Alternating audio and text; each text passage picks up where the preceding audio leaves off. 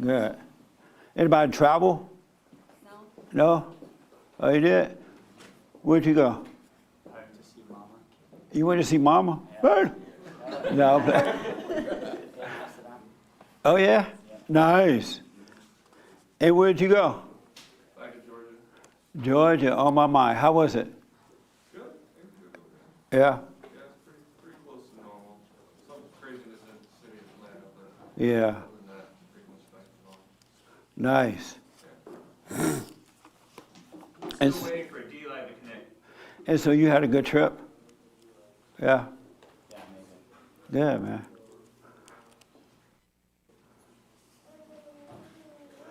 Did you have to wear a mask over there? At the, during the whole visit?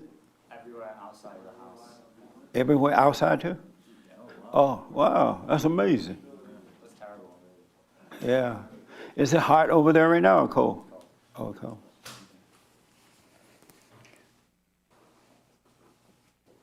Do you believe that when you die, everyone dies?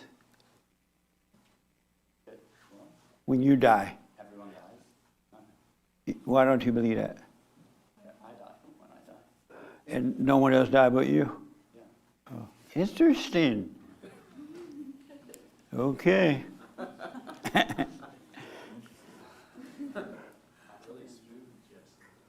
So what? I said, you just really spooked me. Oh, yeah? Now I'm thinking about it. It's a very interesting question. Do you think everyone dies when you die? Yeah. Well, I think so, but I could be wrong. So I don't want to answer that right now. What do you think about that? Yeah, I mean, they're dead to me when I'm dead, so I guess they all die at the same time. If I had not said yes, would you have said yes? I was still thinking yes when you first said it. So you believe that when you die, everyone dies. They all die to me. What does that mean? It means as far as I'm concerned, they're dead because I'm dead, so everything stops when I die. So when you die, you're dead? I believe so. Ooh. Still waiting for D-Live. My body Ready to is go, dead. James. No, I'm It's still not waiting. waiting for me either. I can't flick it on. Okay, I just got it. Your call. We should just go. What were you saying now? I forget. So your wife made some really good sweet potato Oh, did you candy. like Yeah. Tell her thanks. Okay, cool. It was amazing. Nice. I don't like it at all, but I'm glad you did. What the? I know. Huh? Why don't you like candy yams? They taste too much like squash. All right, we're doing the intro. Really?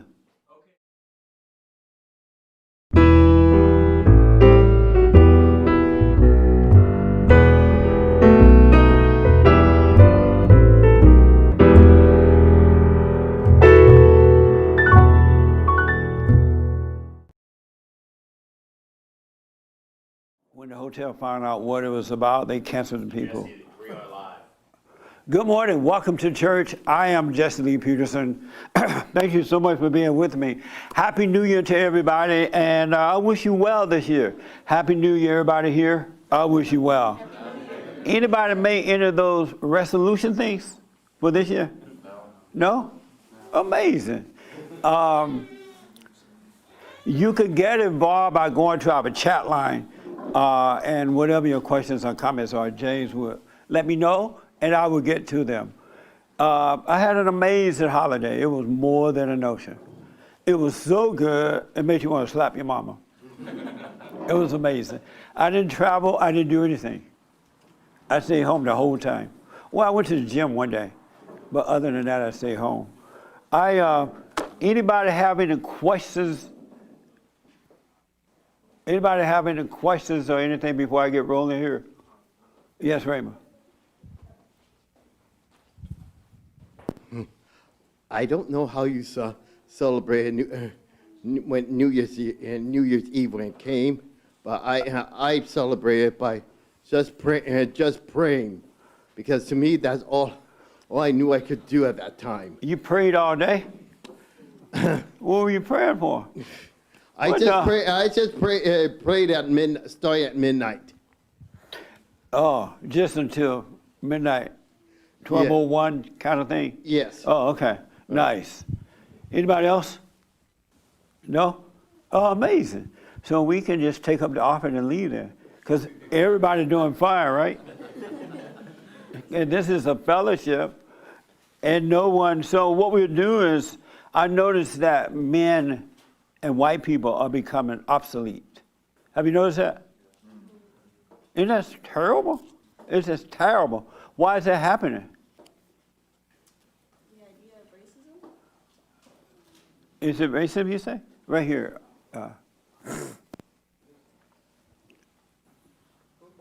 Right there, yeah. I said, It's on. wait, oh, okay. I said the idea of racism. You think that they're becoming obsolete because of racism? And what do you Yes. mean by that? Well, because like a lot of people, when they think that black people and like white people, like they're two different people Yeah. kind of thing. Yeah. And they separate themselves and then they attach themselves to the idea of the white people are bad and stuff like that. Right. That's amazing. Yes, Mary. Is this your first time here? Yeah. Yes, this is my first time here. What's your name? My name is Layla. Layla, welcome. Thank you. How did you hear about us? My father. Oh, that's your father? Mm? I'm sorry to hear that. So you guys drove up from Arizona today? Yes. Nice. Any question for me? No, not right now. What's your impression of your father? I'm my father. I'm big and strong. Is that it? Crush it, I'm crushing it.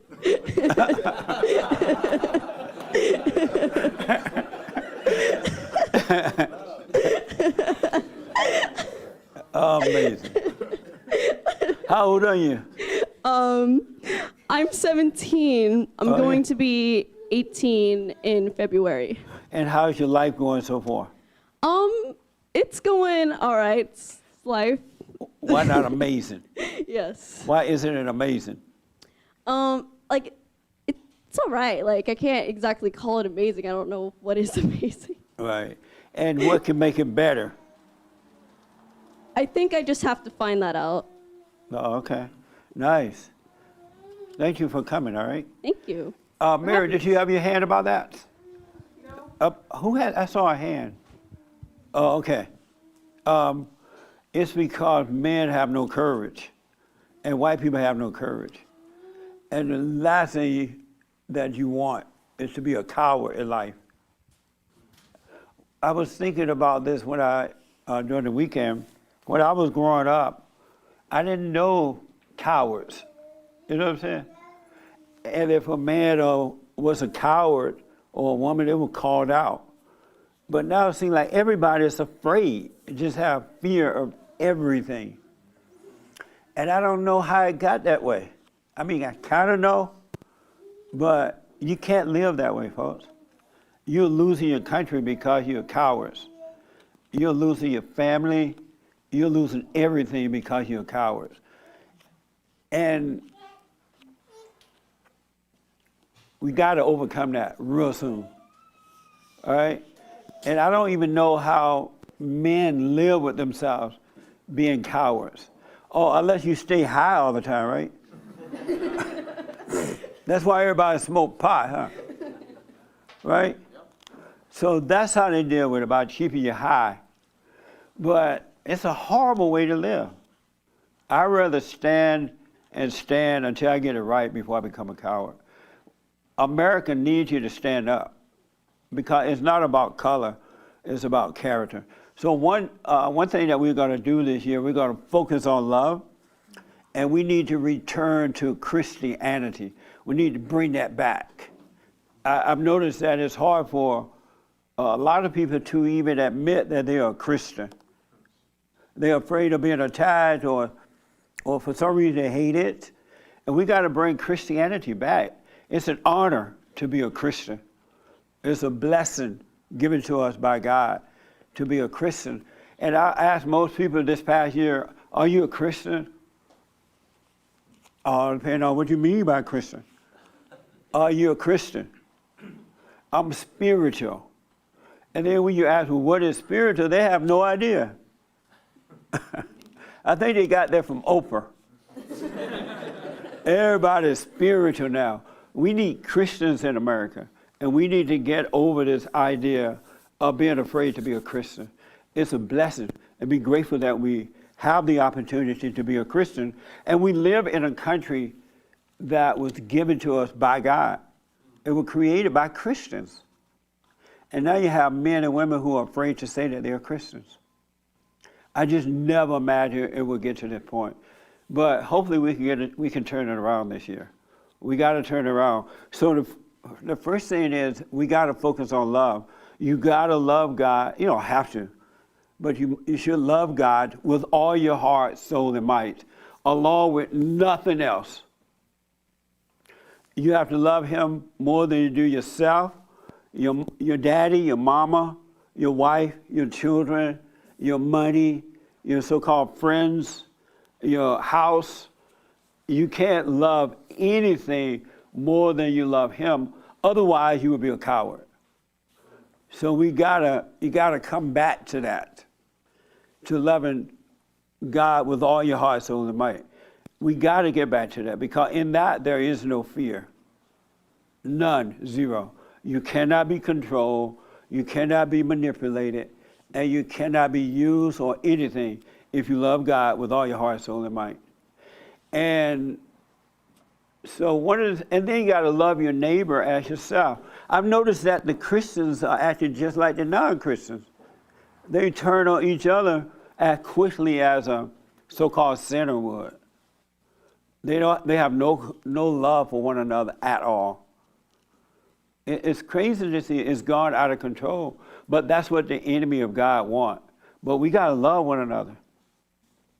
We got to love one another. And if you love God with all your heart, soul, and might, you will love one another. You can't help it. So we got to get back to that. And I want to, unless you have questions or something, this is a fellowship. It's not a test, all right? It's not a test. It's a fellowship. Right here. I want to talk about how to get back to loving God with all your heart, soul, and might. Yes, sir. Jesse, can you explain what is a Christian? See? When did this happen? I know what a Christian is supposed to be. What is it supposed to be? It's one that follows Christ. But the examples that I've seen around me of people that call themselves Christian, it seems like it's counter of what Christ, of someone that would follow Christ. So are you a Christian? No. You're not a Christian? No. What are you, Muslim? Allahu Akbar. You know, I grew up, my mother was Catholic, and my family that she married into were Southern Baptists. And then when I was, right after my mom passed, around 11 years old, my father converted to Islam. What a mess, huh? I know. No wonder you lost. And then, and then after that, after being in the mosque, I don't even understand why anyone would want to leave Christianity. It doesn't register to me for another religion. Well, It's the number one religion. the reason why a lot of black folks, I think, have been leaving Christianity is because of cultural Marxism. They have hatred for the white man and the white man's Bible.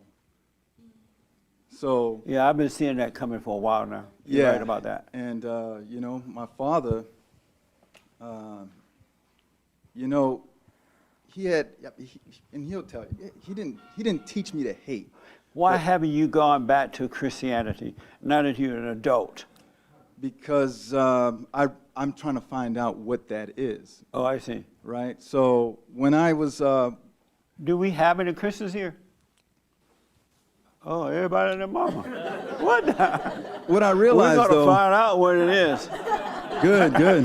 What I realized though is that when I saw a lot of the Muslims doing a lot of the same things that the Christians were doing, which were like, all these kind of what some people may call heathen type practices, just being ungodly.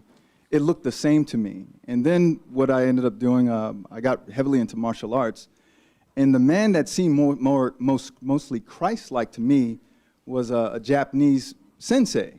And so I left the mosque, and I trained under this sensei for a long time who had, probably a lot of primary philosophies in Buddhism, but mostly he listened to everybody. And it just seemed like he was not afraid of whatever was true coming from any of the sources.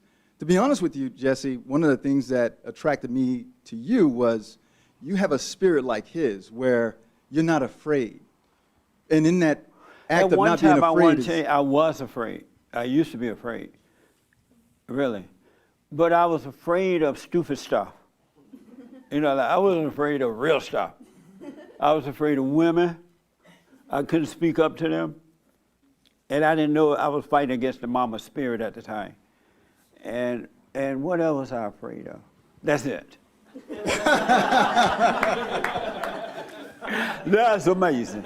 but when you have real love, you're not afraid. Right. And I think that's what I was getting from my sensei. So whenever I meet people that have that vibe of just being able to stand in love, right? Do you have fear now? Not since December. Of Yes. perfect love? Yes. Oh, okay.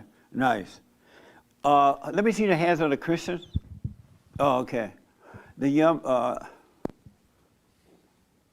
And Jesse, I want someone to tell you the reason why I brought what this is up a though Christian. is because I listened to what was it? There was something released yesterday. It was like a 5-minute clip. You were talking about Bill Maher. And you said that one of the problems was that they made it into a religion, that was a problem. And that we have to be born again of the Spirit. I'm not really connected with Christianity as a religion, but that spiritual thing I know is real because I feel it in people like my sensei, like you, people But that have real Christianity love. is a religion. It's just you're born of the Spirit of God, but you're born into a Christian religion. It's not Muslim, it's not Catholic. Even though they say Catholic are Christians, right? And you should be okay with that. And if other people don't like it, give them the finger. You know what I mean? What is a Christian? What is Christianity for this young man? To me, it's always been trying to live life as close to how Christ lived, right? So not living with anger or fear or resentment, jealousy, not putting any of those above God, putting God above everything. Yeah. And also, And so do you have fear?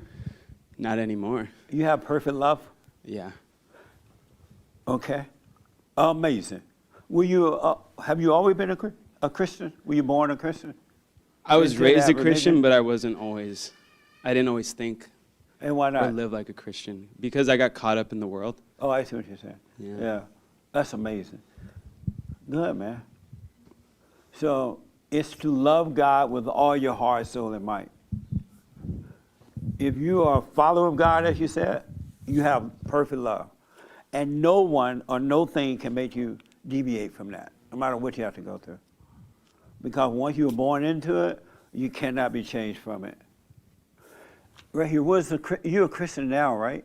Yes. Okay. So you went and dealt with your mother. Yeah. And remember, he had a hard time going, why didn't you go before I kind of made you go? Nah, because He had all the answers, but all hate. yeah, well, the reason I didn't do is because I thought it was bullshit. I thought that I would go and do it. Are you a millennial or Z? I was born in 1999. What is he, James? Oh Lord. Yeah, I thought I would do it, and nothing will happen. But I felt it right then and there when I was forgiving my mother. So what happened? I just like what you feel when you do the silent prayer. It's like you feel your energy, and that's the spirit. And I felt as if something was being replaced, like my heart for a new one, I don't know, that's a bit more simple. But I felt that, and then when my mom started to give me excuses, Yeah. I just didn't care. I thought it was funny. Yeah. Yeah. What made you think that God said, go and forgive before you enter into the kingdom of heaven? Why did you think it was, as you said, BS stuff? Why Why did I think it was BS? Yeah. Because I thought that resentment would, I thought that resentment would overpower, and I would still have the resentment even after, but I was wrong. But what made you think that? I don't know. The thoughts, I was listening to my thoughts, I guess. Yeah. And I know I should never listen to my thoughts. Yeah. Good, man. Well, I'm glad you finally did it. Yeah. That's amazing. And so now you are a Christian. Yeah, I'm a Christian. Oh, okay. But I think I disagree with you about it being a religion. Like, I think a religion is man-made. I just think Christianity is the right way to be. It's the But innate way of being. If someone asks you, Oh, I'll say I'm Christian. yeah, Yeah. that's what I mean. It's just a Yeah. form about, don't be so holy you can't have your names. No, that's not what You I'm know what I'm saying. saying? It's okay. No, that's not what I'm saying. I just think If someone ask, what religion are you a part of? Well, you're going to say, I'm spiritual religion? oh no, No. I'm a Christian, right? I'm a Christian. That's about that? Or anything? Yes, sir.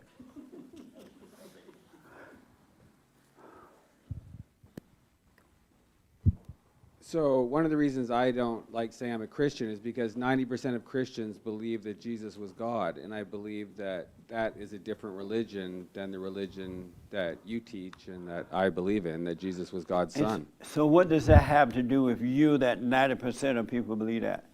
Because if somebody why would that asks- stop you from saying it? Well, because if somebody asks me if I'm a Christian and I say yes, then they're going to assume that I'm in that group, and I don't want to be in that group. You assume?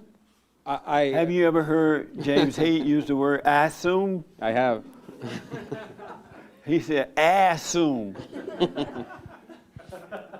And so if 90% of the people decide to jump into the ocean, will you jump too?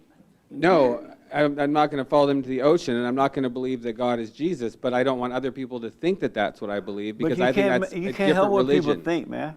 But to me, that's as different as Muslim and Christian. The two religions are just I as know, different but if you you can't believe not. that. You can't not be that just because others think Jesus is God or whatever they think. But maybe we should come up with a new name, and so that would show that we're different from the rest of them. What? Let me ask, did Jesus ever say in the Bible to pray in his name? I believe he said, ask anything in my name, and I'll give it to you. And then he said you don't have to ask, not that I will ask for you, but you can ask God directly, something along those lines. He said that whatever you ask in his name? Yeah, I believe so. That's in the Bible? I believe so. Okay. But he never said to pray in my name? No, I don't think he Have ever you said ever that. prayed in the name of Jesus? I believe I have. And why? I was trained to do it. It's so easy to train people. Yeah. People are like monkeys. Especially betas. Yeah, you're right. I know. I didn't know until recently when I started hearing this more that people are very easy to train. They're like, who's that? A monkey. They're like,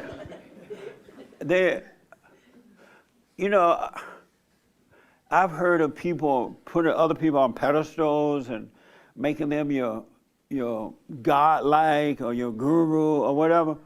To me, that's abnormal. And I remember when I first started bonding, if you listen to some of the old tapes, you would hear me say, I'm just Jesse. Don't follow me, don't believe me, let it go in one ear and out the other, because if you don't know it for yourself, you don't know if it's true or not. But people and I've been trying to figure out what happens that make people become that way.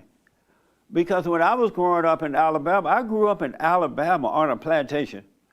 You know what I'm saying? Under the Jim Crow laws, right after slavery, I guess.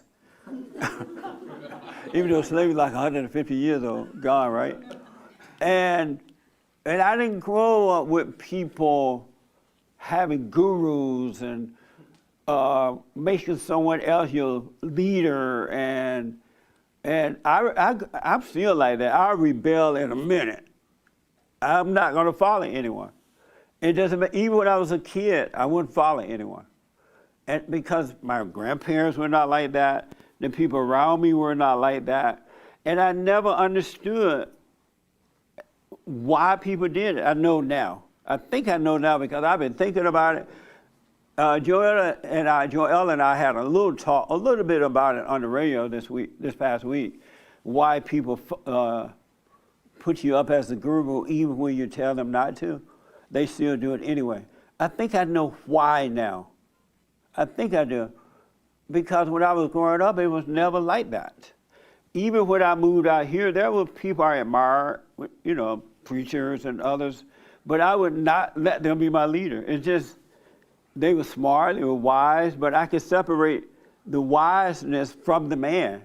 It was just a man who God is using to speak through, but that man is no different than any of us, you know what I'm saying? He still has to go to the bathroom. He still has to pray. He still has to overcome the fallen state. But for some reason, God decided to use that person because God is not into things as we are. We are into, you can't be doing anything wrong, right? And so what people do, they put these people on a pedestal, and as soon as they find out one thing about you, it's over. And then they'll blame you for it. And you didn't even know they were on a pedestal. I'm like, what the? I think I know. I think I know. That's when I ask that question, when you die, does everyone die? And you said yes, right? Yes. And why do you say yes? When you die, will everyone die? Because when I die, then everything in this life is done to me. I become a spiritual being, and this is like it doesn't exist anymore. Okay, I want to go to somewhere else, but I gotta ask, you're being influenced by not wanting to believe and say out loud that you're a Christian because other people believe that Jesus is God. Yes. Do you realize you're being influenced? I do. And are you going to stay that way this year, this whole year too? I hope not.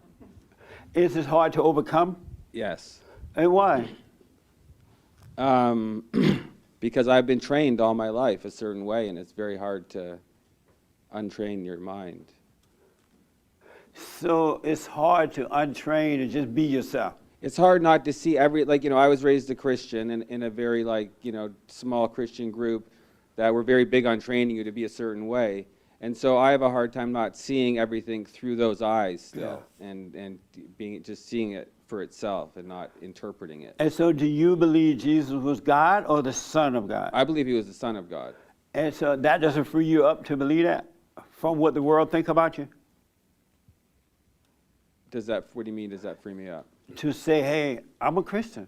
I believe Jesus was the Son of God. Well, this is one of the things is the Christian group I was raised in, I was trained to look at all other Christians as worse than our group, and so you couldn't associate with them. So even to this day, I have a hard time, not seeing them through those eyes. It was very cult-like, yeah. Oh, it was? Yeah. Amazing. Yeah. Were you on pot at one time? Yes, I have been. Oh, no. But hey, listen, I was on pot because of being in the church, not for, that's what did it to me. Because, like you said, that courage was all messed up inside of me, and pot was the escape. So you were on pot because you were in church? Yes. So you were going to church, and one day you're like, this is too much for me. I need a joint. Yeah. Really? Yeah. Do you know the pot that they make now will kill you? Probably. It's not normal. See, that got high.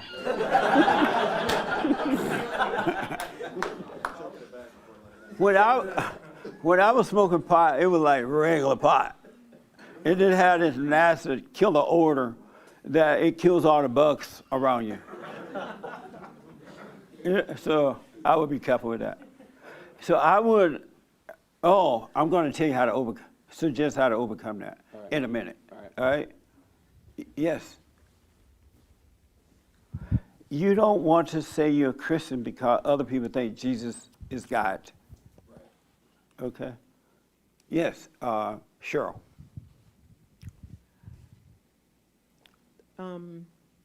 Okay.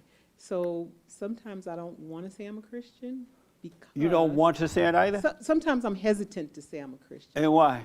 because I know that I'm. We got to bring Christianity back. This is America. I get it, but What the? I know. Go But I ahead. think my thoughts are like, but you do this, how could you be a Christian? But you do that, how could you be a Christian? Or like if I fall down or I do something that I think is a sin, Right. then That's the part devil, of the brainwashing. yeah, then the devil's like, well, you can't be. How are you gonna say you're a Christian? What if somebody finds out this, or how you really live your life, and how could you say you're a Christian? So I think that sometimes that gets in my way. Really? Because if you say you were a Christian, they're going to judge your little father state stuff. Yeah, Did God say before you enter into the kingdom, you must stop smoking pot or having sex out of wedlock or lying, stealing, and killing? Or did he say, go and forgive? he just said go and forgive. So he didn't seem to be caring about that other stuff that much, right? Have you Right. noticed that?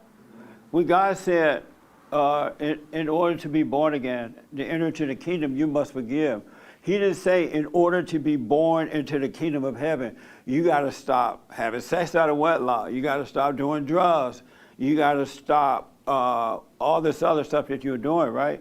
He said you must forgive because anger is the nature of Satan and it's full of hate and it's evil. It's pure evil. And you cannot enter into the kingdom with that. And so why do you feel guilty about all that other stuff if he doesn't seem to be concerned about it? I just think I'm almost like the gentleman up there. I think it's just you just been taught that way. Yes. Like you have to be perfect, and there's no, like when you say you of myself I know nothing, and of myself I can do nothing. I of myself cannot be perfect. And so what does it mean to be perfect when he said that? You do have to be perfect. But not me being perfect. Right. You know what I'm saying? Your spirit. Right. It's him that. Because his spirit is perfect. Right. Have you guys thought about this before, that God said in order to enter the kingdom, you must forgive? He didn't say you have to clean yourself up first, right? He said forgive, and he'll bring you in. Anybody thought about that? And do you have guilt as a result? So let me just ask right here first, and then I'll come back to you, Cheryl. So as a result, do you feel guilty being a Christian because you still do some of those things? Learning from, maybe at one point I did, but after kind of learning from you, I've learned to see it for what it was, and it's sort of judging myself, which, doesn't do us any good. Right. So, So you're like you became a Christian, right? I was born into it. I lapsed, when I Like was from younger. your mother into Christianity? I'm sorry? When you say you were born into it, what do you mean? I just raised Catholic, okay. knew all about Jesus and everything like that. And I've come to, the older I get, the more I've come to value that I was born into it. Did you think that before you can enter into the kingdom, all that stuff must be gone already? I never really thought about it until I, started like coming here. Food for thought? It is, and the way I kind of come to realize it is what genuinely forgiving does is it kind of breaks away chains on you. Like I notice when in the Our Father, it says, "Forgive us our trespasses, and as we forgive those who trespass against us." Right. And it's like I've come to recognize that as like, by forgiving those who trespassed against us, we're letting go of that resentment that we might have held over them, and by doing that, it's almost like literally breaking chains off of you, so you can enter the kingdom of heaven or just live your life in perfect love. How do you react? Do you tell people you're a Christian? I don't go around like praise Jesus, all that stuff. But No, like if not somebody a Bible thumper. We have any Bible thumpers? It's okay if we do. But yeah, We have one. You raise your hand. Nice. See, that's my friend. Yeah, if I'm sitting with somebody and they ask me, I'm more than happy to tell them, and if they want to know more, I'm happy to explain it. But I And don't if go out of if my they way. say, hey, I know that you are a slut baker, what do you think then? You say, I'm just playing, I'm not a Christian? No, I said it's never come up, so I don't know. That's a good point. Yeah, I don't know. That's never really come up. We've been so dumbed down and brainwashed about God and about Christianity and about life that it's not even funny. Mm-hmm. It is so sad. And a lot of people are suffering unnecessarily because of the brainwashing. But I will tell you though that the couple of times where something like that's come up like organically in a conversation, like I've noticed, because it's L.A. Everyone's spiritual, everyone's whatever, Buddhist or some crazy stuff. Yeah. And I noticed maybe a handful of times that people were, when I would just flat out or honestly tell them what I am and what I believe in and how I've come to believe it, they kind of like want to hear a little bit more. Like I feel like when I speak about my Christianity and why I believe that, not everybody, but some people, I can tell that there's like an interest in it, like because it's like we don't hear about it anymore. That's right. We've gotten used out. we've gotten used to crazy. it being made fun of or demonized or whatever. That when you talk about it honestly with some people, I guess the right person who's kind of a little bit of them is open to it. They want you to explain it more, and I'm happy to do that if anyone's ever interested. But I don't go around Bible thumping or telling people they must Don't be say saved. Bible thump, we have a friend. It's all right. No joke.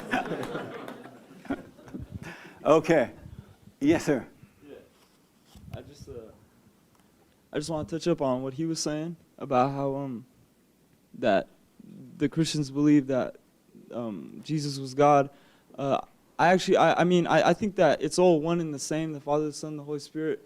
I feel like we're an appendage to God with that Spirit, and if we don't forgive, then we just make appendages with the world.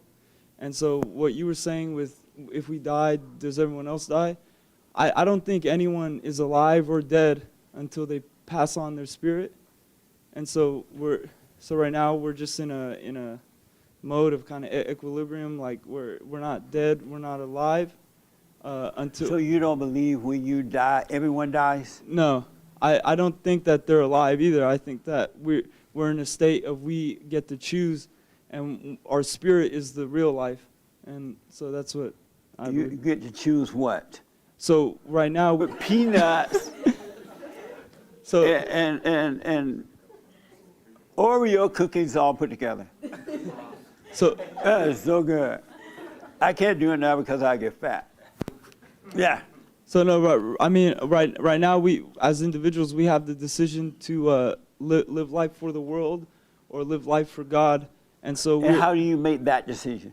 how do you make that decision? Well, change happens at the snap of a finger. You can't plan change; it happens right then, right I now. know, but how do you make that decision? Well, you have to live in love, which is living in the present. I'm saying, how do you make that decision to switch from darkness to light? From darkness to light. Well, That's what you're saying, right? yeah. Well, Right. the Word of God is written within us, and instead of listening to our thoughts, we have to listen to our gut. And when you choose to not listen to the thoughts, and when you begin to listen to the gut, then you start living in the present, and everything is told unto you. That's And so why. are you living in the present now? Yes, I am. And why do you think you are now? Because I don't care about the past. I don't care about the future at all like I used to. I used to care about the future.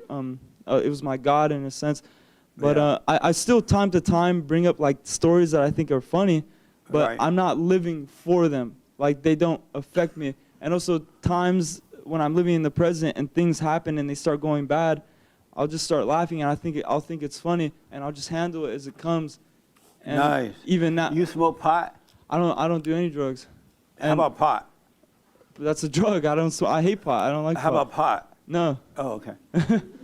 All right. Let me go back to Cheryl real Okay. fast. I have to put it like that because people trick you in conversation. Well, I don't smoke any drug. I mean, I don't do any drug. But in his mind, he may be thinking pot is not a drug. Because the pot, right? The pot here say, God made the pot. That's a herb. Yes, Cheryl. And so you have a problem with that too because of things that you're still doing. That I've done and still sometimes do. Right. And it's difficult for you to say, yes, I am a Christian. Yes, because Do you care what people think about you? I think so sometimes, yes. And why? Just kind of the way I was raised. You were raised to care what people think about you? Hmm. Really? So somebody told you, hey, you need to be careful what people think? I don't think they told me that, but I think that it's just the way, you know, I was raised around my grandmother and my aunts and stuff. Really? Oh yeah, they went to Kojic. This is why Church we of God in need Christ. fathers back, because men don't normally care. I didn't grow up caring at all what people thought about me. I used to try to be really close to my friends because, you know, I like having friends. But I didn't care what people said or thought about me. It's getting, I mean, I'm realizing it. Because people are going to think what they're going to think anyway. Right, I You can't can't stop it. stop them from thinking that way. They Right. have no love. Right, right. Are you overcoming that? I'm overcoming it. I'm getting there. And how? How are you overcoming it? Just the silent prayer is helping. Good. Because I can see these are just thought, you know, like they're thoughts. And then how to, when you say about your thoughts, don't believe any thoughts, just, you know, doubt all thoughts. So Are you that's starting to doubt all thoughts? all of them. I see Good. all of them as not, as like, there's not a good thought. I have come to that conclusion. No, there is not one true thought, ever. Right. Never, never, never, never, ever a true thought. Really. You know, and That's why God said bring every Thought. thought into captivity. And just hearing people talk like right now, I think the only thing I can do or want to do is, like you say, put God first. Yeah. And then everything kind of will, And how do you put him first? By the end of this year, we're going to have a whole bunch of Christians around this country. We're going to bring back, oh yeah. All right. Who is that? I'm Brother Charlie. Let me see your face. Oh, okay. Well, calm down, Brother Charlie. We'll get to you. I'm glad you're here. I'll get to you. Okay, I will. I'm not, it make me nervous when a man be screaming at the audience. No, I'm playing. What was the question, Cheryl? I'm sorry. putting God first. Yeah, how do you put him first?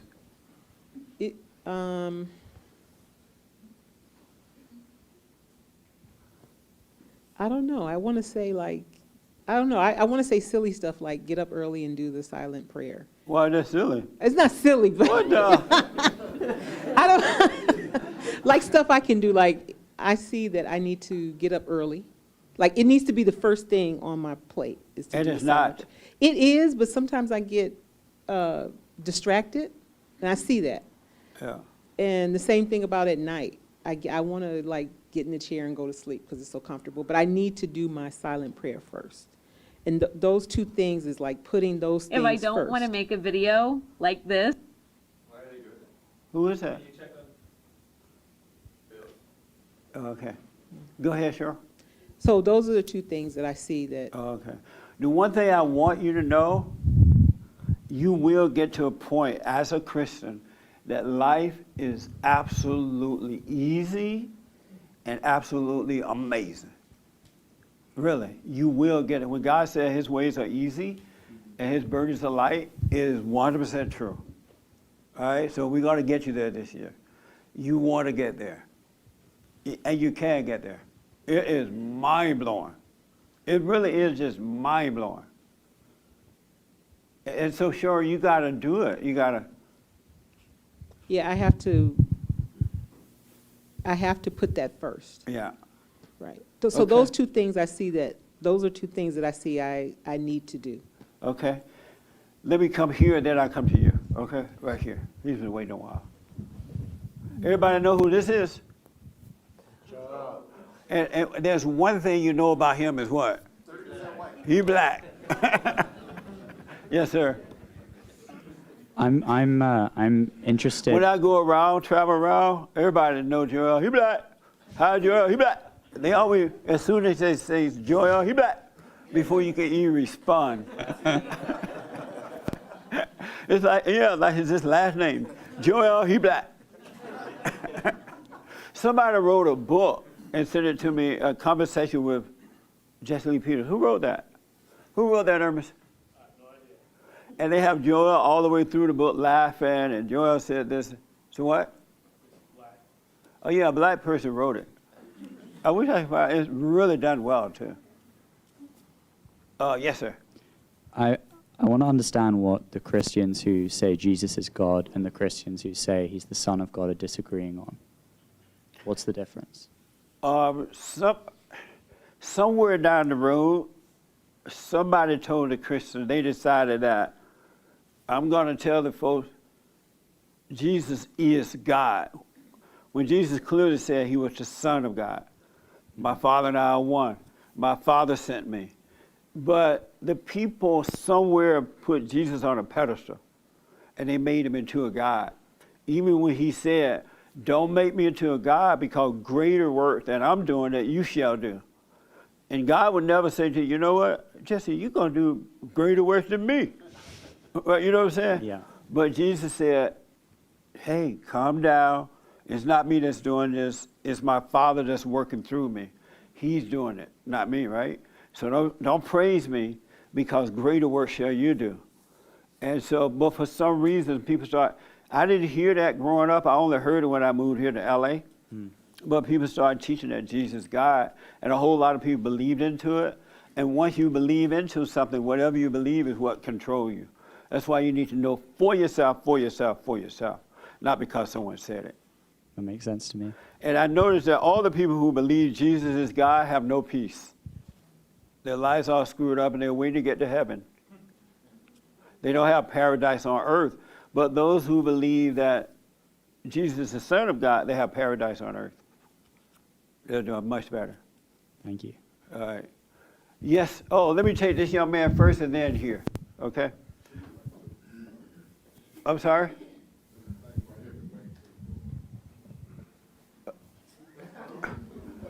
Right there.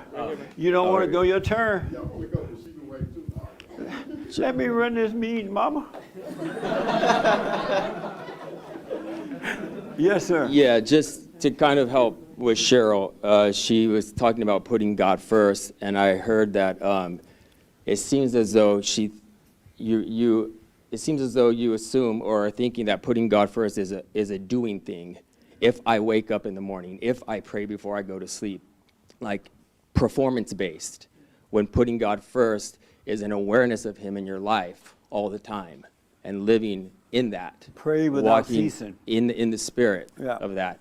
Yeah. And as far as the guilt and stuff goes, I think we have to understand that Christ paid for the penalty completely. Your sin is erased. It's not there. It's not covered up by the blood of sheep. It's gone. Yeah. And now you're in a sanctification process of becoming more like him. So are you a Christian? Yes, sir. Is this your first time here? Yes, sir. What's your name? Tony. Tony, welcome, man. How did you hear about us? My buddy here, he's visiting from New Jersey. Right on. And you live in LA? Yeah, I live in Orange County. And so he came from New Jersey and finally brought you here? Well, he said, hey, I'm going. He told you about this? Yeah, he told me about it, and I was like, yeah, I'll just go with you. Had you heard of us before that? I've seen a short clips of you before. Oh, I see. Yeah. And so are you a Christian? Yes, sir. And I also believe that Jesus is God. You do? And why do you believe that? I think something that really helps is reading the Bible from a Hebraic standpoint. The Bible is not an American book. In its roots, it's Jewish. It's Hebraic. Are you Jewish? No. But I read it. No. I'm playing. I love the Jews. But I read it from its original roots and its language, and it says things that helps me conclude that Jesus is God. For example, when when he was accused of, he said before Abraham was, I am, and he used the Hebraic word that Yahweh used in the Old Testament. And after he said, I am, that's when they went to stone him. Not when he said before Abraham was. It wasn't until he said before Abraham was, I am. And then in Revelation, when John... That made you believe he was Yeah, God when you read that? Right. And And they so said do you they still said if you sin? hear him, he's making himself equal with God. And then when John saw him in the book of Revelation, he said, I am the Alpha, the Omega, the Almighty. When Isaiah prophesied his birth, Okay, he said, okay. he shall be called Wonderful Calm down, Counselor, that's Mighty enough. God, Almighty. That's enough. Hold on. Well, you asked me why I Yeah, believe. But I didn't mean for you to just go on and on and on. Do you still sin? Sure. Oh, well, no. He's like, sure. Well, No.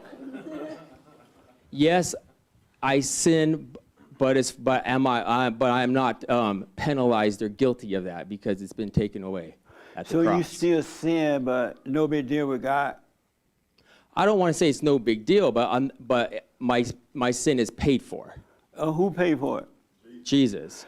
And so why did he pay for your sin and you're still doing So that it? I can have reconciliation with the Father. So do you have peace? Yeah. Are you a slave to your sins? No. We have a sin Can nature, you but... avoid sinning if you wanted to? Say it again? Can you avoid sinning if you wanted to? I think I could if I walked in the Spirit more. And why don't you walk in the Spirit more? Because it's a sanctification process. Oh. And because I have a nature, a Are human you nature. okay? So you're okay with sinning sometimes? Am I okay with it? Yeah. I'm okay in understanding that I'm no longer penalized by it, but I do want to grow and get better. And who told you that you were not penalized by your sins? The Bible. What does it say about that? In the New Testament. What does it say? He became sin who knew no sin so that you might become the righteousness of God. I'm now in right standing with God the Father through what Christ did on the But cross. where does it say you're not penalized for your sin? Well, he took it, right? You are now No, you reconciled still to the have it Father. because you still do it. But he paid for the price. He paid it, right? Well, he must give you your money back because you're still sinning. Did you buy it back from him? The penalty? No, of course The not. sin. I don't get what you're saying. I don't understand how you. What do you mean he? I don't know what you're talking about. Yeah. What does he? Yeah. Like, this is a perfect example. All right. The church teaches you just theology, like words. But you're from the world. You live in a fallen state. You're not going to understand this. It sounds like, if you guys heard about the Peanuts, the Snoopy, you heard the teacher, blah, blah, blah, blah, blah. That's what it sounds like when you're in a fallen state. So you have to have a relationship. That's what happened to me. Yeah, absolutely. I grew up, how can Jesus be God? What are you serving, 3 heads? I mean, I was raised also in the church, but I never got into here. And then when I got older, I just had to leave and find out for myself. Went out there in the world, and it was just even a bigger mess. Until I just isolated myself. Well, I didn't isolate myself. The stuff that I did in the world, the consequences, actually kind of forced me to isolate myself. And long story short, that's just me having a relationship. Found out that, yeah, I believe God, and yeah, Jesus is God. He revealed it to me. It wasn't no explain it to you. I know what it is. If you don't, then isolate yourself and just, like you said, meditate. Okay. Is this your first time here? Yes, sir. Welcome, man. What's your name? Ronnie. Ron? Yes. How did you find us? My daughter. This is her second time coming. Nice. Yeah. I got some questions. Okay. Okay. Was God a Christian? God is a spirit. Was God a Christ Christian? was a Jew. Huh? And when they usher in Christianity. No, I asked you, was God a Christian? Yes. I don't know if he's a Christian. You don't know? That's why I said it's a religion on earth, but we are born of the Spirit of God. Is Christianity mentioned in the Bible anywhere? I'm not sure. I'm not sure either. Is it? Is it? It is? Yeah. When, like when and where? Like what? The Yes. New Testament, the Old, like when did It says somewhere that we, hold on, buddy, hold on. That we should be like Christ for sure. When do it, when? When should we be like him? Yeah, where do it say that? Like, I have no idea. Where the Bible talking? Does it say that in the Bible? Yeah. Where? I believe it was the Bereans that were first referred to as Christians. Most of the time they're called followers of the way. Yeah, speaking to the microphone. Most of the time, they're called followers of the way. Oh, okay. But there is a verse that says that, but remember, Christian, well, it's a Greek term, right? Was any of the disciples Christians? They were called believers, disciples, followers of the way. Let me do this because it's not a town hall meeting. What's your point that you're trying to make? Like you saying we Christians, but Jesus Christ wasn't a Christian. And your point is what? Like religion really, like what is religion like? Like what is it like? It identifies what God. It identifies what sector you belong to. That's why you say Christian. If I was a Muslim, I'd be saying Muslim. I belong to God. Atheist. I don't belong to. I worship who Jesus worshiped, who He dropped down to and prayed to. I worship Him. And who do you worship? The All. The All. Who is that? The All. The Alt. The All. ALL. The All. Who is that? You're a God. Who you call God? Yeah, that's. You worship Him. Yes. And you're not a Christian, though. No, he wasn't a Christian. No, I'm not a Christian. Oh, okay. And I'm not a believer. I'm not a believer either. You're not a believer? Yes, you know what belief mean? To believe something? Because you said belief a bunch of times. Like, to believe something is an unproven fact. Do you have faith in God? I'm not sure. What the? I'm not sure. So how do you know did you say you worship God or something? Huh? How do you know did you just say you worship God? Yeah. And so, but you don't know if you have faith in Him or not? I don't even know what faith is. I don't know what Christianity is. Like you saying be Christian, but. How do you know you worship Him but don't know if you have faith in Him? I know that. I don't believe I know that. I just know that. I know I believe in. And how do you worship Him? I don't know how to explain that. I don't honestly. You can't explain how you worship Him? Nope. Can you explain what a Christian is?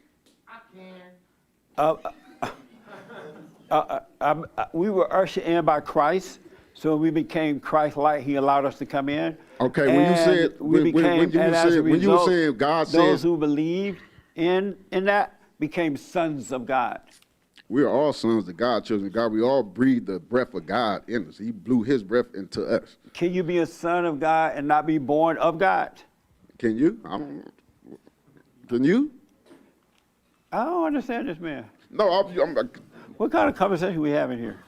I'll come back to you, buddy. I'm glad you're here, though, really. But I don't want to waste too much time. Okay, one more question. When you saying can you tell me how you worship God? You say you worship Him. How do you worship? I just said I'm not sure. I don't know. But when you say God said and God said this and the Word of God, what's the proof that He said that? Like, prove to me He said that. Like, He said that? How we know He said that? Right. Never try to prove anything to anyone. Either they find it for themselves or they don't. But you can't prove that to anyone. Because that's what's happening in the world now. People are trying to prove it to folks, and they believe it because someone else said it, and not because they see it for themselves. So I can't prove that to you. Last question, though. Let me come back. I want to take. Well, this is what they were talking about, forgiving what you were saying about forgiving first, and then God will, help you to be cleansed, I guess, from sins, little by little. I feel like, my question is really for you, why is it so important to go to the parents? Like, what is it that you learn by going and confronting them? Because if you don't love your earthly father, you can never love God. Because the earthly father, whether in the father state or not, he represents the Son of God. He may have left home and turned away from the Father, but he represents the Father. And how can you love God, who you never see, but hate your earthly father, who you see? And so, unless you love the Son, you cannot love the Father. But so that's why you must forgive them. What if you already forgive them in your heart? Like, what is the process of going towards them makes the difference? What is the difference? Because when you do, you get not only you get your courage back, because the person that caused you to become angry, they control you as well. or if they can make you feel good, they control you. And a lot, 99.99999.9, not all, but most people are afraid of their mothers because their mothers turn them away from the father toward her, and they resent the mother. They have anger. That's why they can't stand up to her and be honest with her and forgive her, because they have fear. But once you go and forgive her, then you overcome that fear and everything.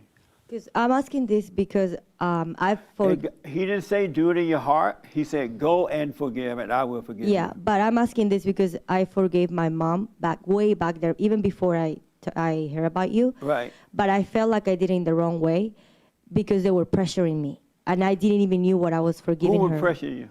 Just I was in a rehab center. Rehab? Yes. You were crazy? Yes. There's so many crazy people too in the world. I've never seen so many crazy people. Well, I remember one crazy lady when I was growing up, and she hung out on the bridge.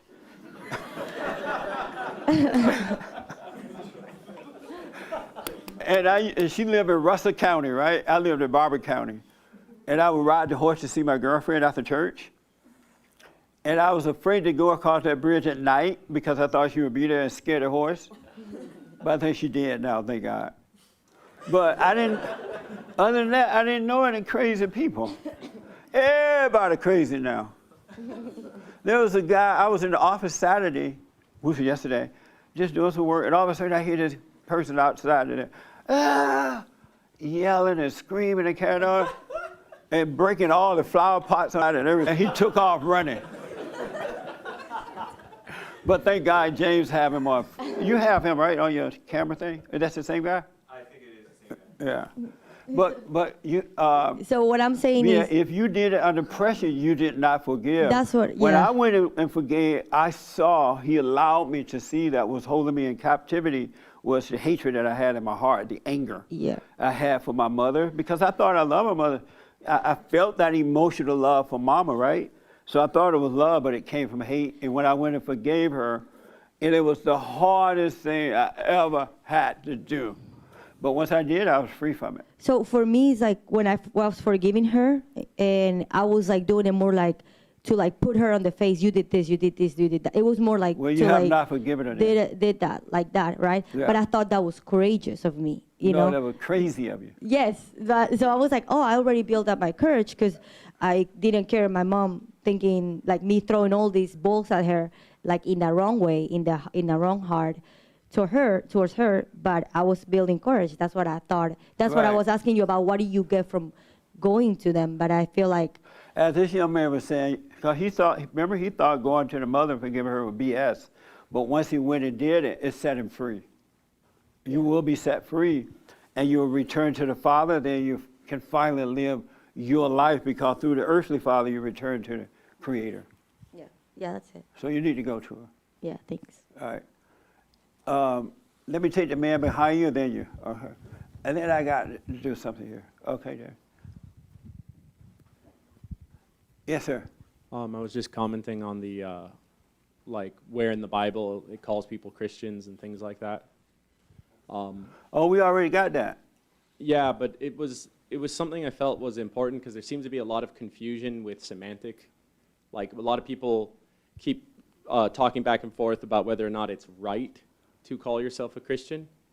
And one of the things that's very important, I feel, is that the place that you are and the language that you're speaking to people needs to be communicated clearly for them to understand. Why? Because I don't care if people don't understand. No, I'm not talking about people like, understanding well, you. Okay, suffer and I'm die, not talking bye. about. I don't care. Because you can't make people understand. They have only the seeker, whomever is seeking the kingdom of God his right way, when they hear the truth, it awakens in them. Oh, I was talking about and the it's way a waste the Bible of time was to try to written, make not the someone way. understand anything. Well, that's the point I'm trying to make, is that the way the Bible was written, it was written by people who were trying to translate it into languages for others to I got you. understand. So a lot of the confusion comes from that. Okay. And it's not, and so the whole purpose of the Bible is just to lead you back to Christ, and then Christ will tell you everything you need to know. And that's it. Nice. The one thing I do want you to know for sure and without a doubt, give it to the young man in front of you. everything that you're looking for, everything you are, everything you need, everything you want is already inside of you. It's already there. I'm counseling with this guy now. He's driving all over the country looking for something. I'm like, it's already with you, man. It's not in Texas. It's not in Arizona. It's wherever you are. The kingdom of heaven is within. And everything, and you're hearing this from it. I'm black and slow. You hearing this from a black, slow guy. It's inside of you. I'm telling you. The kingdom of heaven is within. It's not out there. It's not over there. It's not in some book. It's in you. And until you start looking within, you will never find it. You're just not going to find it. It's a waste of time. Yes, sir. Okay. Two comments. First, to the young man up front that asked the question about the difference between God and being God, Jesus being God and Jesus being the Son of God. In my experience, when I was thinking as Jesus, focusing on Jesus as God, it put Jesus in a category that I was not able to obtain. But when he is the Son of God, understanding when he talks about himself as the Son of God, that means that now I'm able to live out that same life because I am now a Son of God, being a Christian. And so now I'm able to walk as he walked. Yeah. And I can have the same freedom that he was talking about and that he offered other people. Yeah.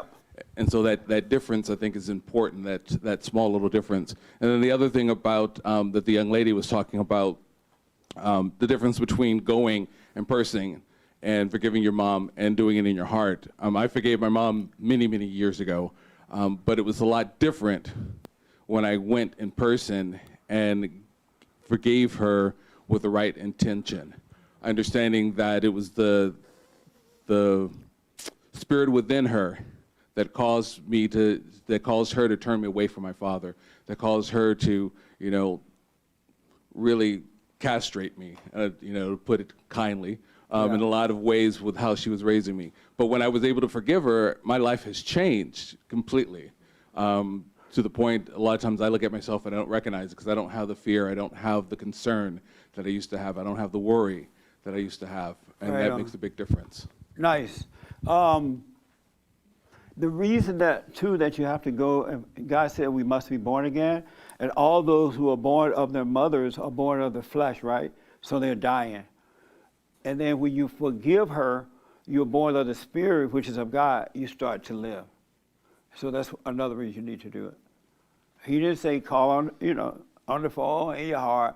If you can't see her any other way, you can do it on the phone. You have no other choice. Yeah. Have you gone and forgiven your mother in the white shirt? Oh, me? Yeah.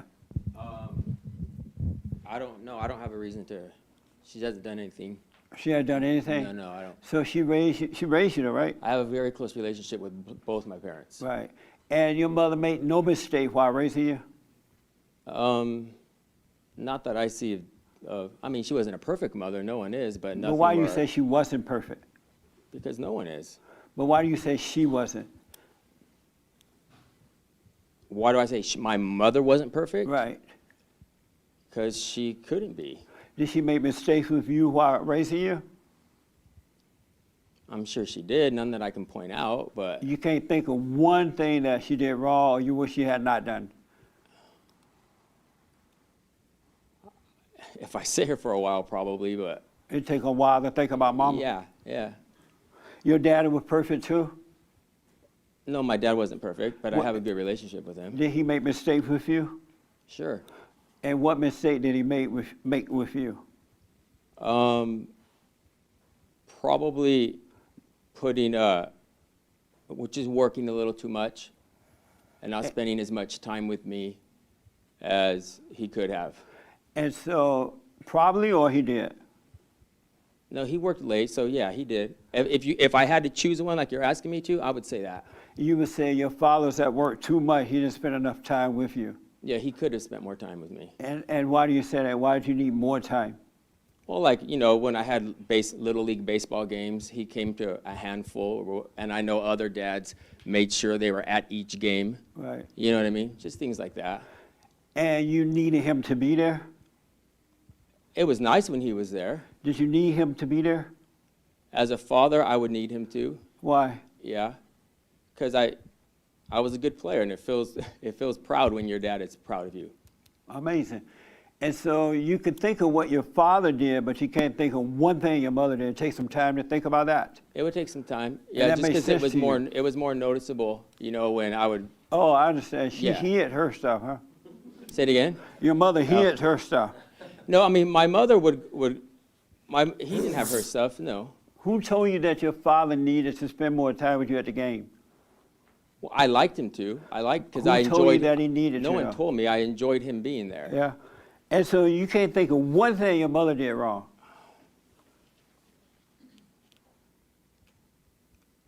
I'm having a difficult time. That's amazing. Yeah. All right, when you think of something within the next 15 minutes, let me know. Okay. I'll come back to you. All right. Okay. Yes, sir.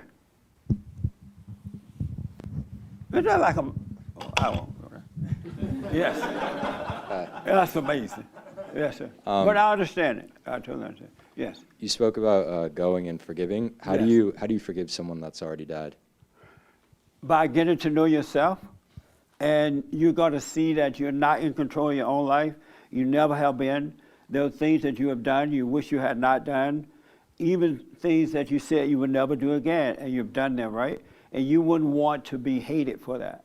And so when you realize that of yourself you could do nothing, and it wasn't you doing those things, but something that made a home in you that caused you to do those things, and that you wish you didn't do them, right? That will cause you to forgive your parents if they're dead. You got to get to know yourself first. What's your best recommendation to doing that? I recommend a silent prayer so God can slow you down and bring you out of the darkness of your imagination so you can see what's going on.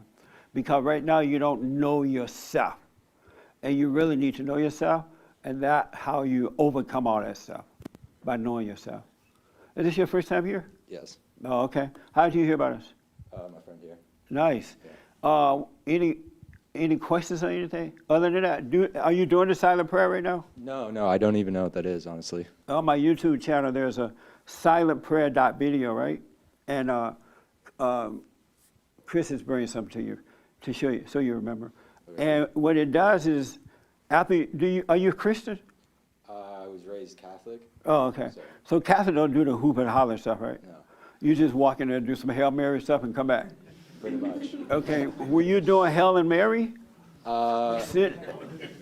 After reconciliation, yes. Yeah, they recommended like, I don't know, whatever, 5 Our Fathers. Well, once you're done with the Hail and Mary thing, and go home and be still, sit still, so God can bring you out of the darkness of your mind, then you'll be able to see, and everything will become clear to you.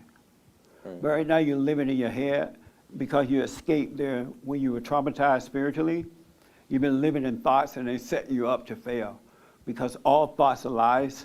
That's why God said, bring every thought into captivity. No such thing as a true thought.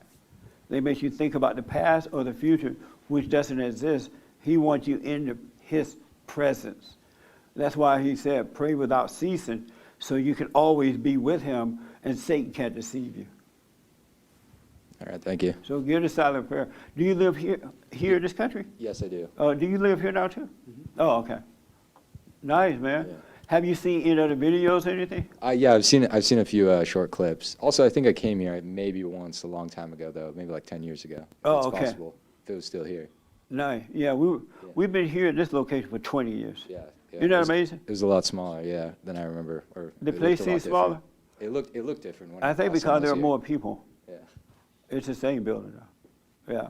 Good, man. Yeah. Yes, sir. Oh, okay. And then I gotta tell you guys something Cheryl said that made me remember. Okay. This is a comment about what we were talking about being a Christian and what it means. The thing that I kind of just heard internally inside of myself is it just means to be a servant. And I think how we properly be a servant is reflected through the life of Jesus. And it takes a lot of courage to do that because it means to let go of many of the things that you... To be a servant? Yeah, to be a servant. What type of servant? Of God, you mean? Or? Oh, I got you. Yeah, I believe because he gave us, this opportunity to be alive, that we have a choice to what kingdom we want to serve. And I think being on earth, we think we're almost caught up between them, and some people develop these like very spiritual ideas. They don't realize that we are born into darkness. You say you have a choice to do what now? I'm sorry. A choice between both of those kingdoms. You have a choice between hell and heaven? Mm-hmm. So did you choose to, because you're already in hell, did you make that choice to be in hell? I don't know. You don't know if you made that choice to be in hell or not? I think it's a misunderstanding of suffering that my heart is dealing with. And are you in hell right now? Oh, yeah. And did you make that choice to go to hell? Yes. So you're like, oh, you know what? I got nothing else to do. I'm going to, I got this choice between heaven and hell. Yeah. I'm going to hell. Why did you make that choice to go to hell? Well, Jesse, it's really a lot of unforgiveness. I grew up as a Christian. My mom and dad were both saved in the same church. This your first time here? It is, Jesse. You and your mother were saved at the same time, you say? No, my father and mother were saved at the same church. Oh, I see. Okay. I actually have recently, by what I've been learning from this church, is I realized the identity I have so much associated with my mother, and I see the hatred that's actually come out of me, and those choices that I've made. And even though that I grew up believing in God, or had this happen, or experienced this, or whatever I could say that gives me faith in God, I've chosen a lot of darkness. And why did you choose it? I think because I just rejected God's love, because it exposed my fear. And I think being exposed of my fear actually, that experience brought me close to me, like who I am truly in God. And it scared me to feel that. It scared you to feel To who feel you are loved in by God? God. Yeah. And why, so you'd rather deal with hell than heaven? Yeah, I've chosen that. I've seen myself choose that. Do you have a degree? I do not. You didn't go to college? I did not. I went for one semester. You did not choose to be in hell. You were born in hell. When we were born into our families and they all screwed up, they cause you to lose your innocence and you become like them. And that's when hell begins. You didn't choose hell. You've never made a decision in your whole life. We don't make decisions. I don't know where that comes from then. I don't know why I said that. It comes from hating your mother and being turned away from your father. Right now you have your mother's identity, and her identity is Satan's identity. You got to go and forgive your mother. Have you been listening to the show? Yeah. Mm-hmm. Have you heard me say go and forgive your mother so God can forgive you? Yeah, I'm actually meeting my parents for dinner tomorrow to actually have that kind of conversation. Oh, good. This is because I've been following your show. And so you're going to forgive her? Yeah, I'm going to. What made you decide to do that? Because I've been seeing that when I don't embrace those normal thoughts I would, when I get frustrated and I take on that identity, like you say, I see the fruit that bears in my family. Yeah. And I see just across time how when I choose to be angry and I choose to do that, to act in that way. You don't choose to, you can't control anger. How many people have anger? Oh, nice. Did you know that any man that has anger is a woman? Welcome aboard, ladies. Did you know that? You're asking me? Yeah. I have a hard time with it, but I want to know why you think that. Because when your mother caused you to resent her, you took on her identity. because we become like whomever we're angry at. And so you lost your innocence and you woke up in your mother's image. We become like whomever we're angry at. And they control you. So you don't have that logical, perfect love that a man should have, but you have the anger and hatred of a woman. And until you forgive your mother, that's why God said we must go and forgive, so he can forgive us and he'll switch the nature and bring you back to yourself. The nature you had before you resented your mother. And I'm fortunate enough to remember that, and God has reminded me of that. And I journaled a lot when I was young, and I just had my first son.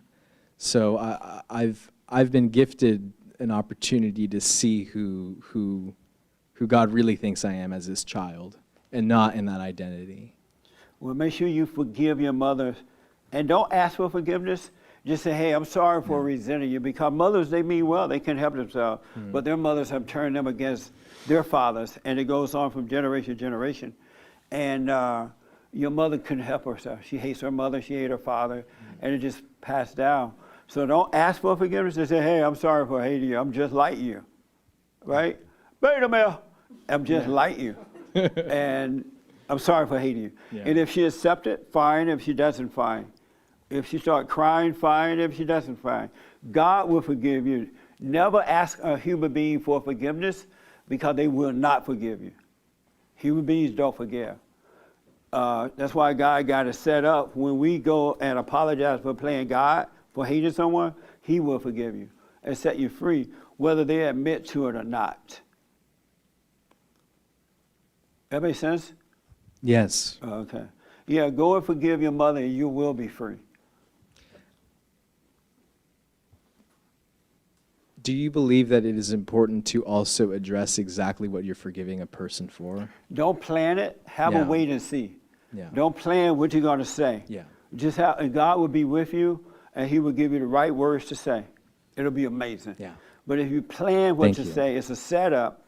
And if it doesn't go your way, you won't forgive. That's a trap. Yeah, it's a trap. All thoughts are lies. So Satan will tell you, oh, make sure you say this to her, and make sure you say that, and make sure you do this and that. Don't plan it. Have a wait and see attitude about all things. And God is with you, and it'll work out perfectly. Thank you so much, Jesse. You're welcome, man. Amazing. I'm glad you're here. Amazing. Yes, sir. Thank you, Jesse. Thank you for the fellowship.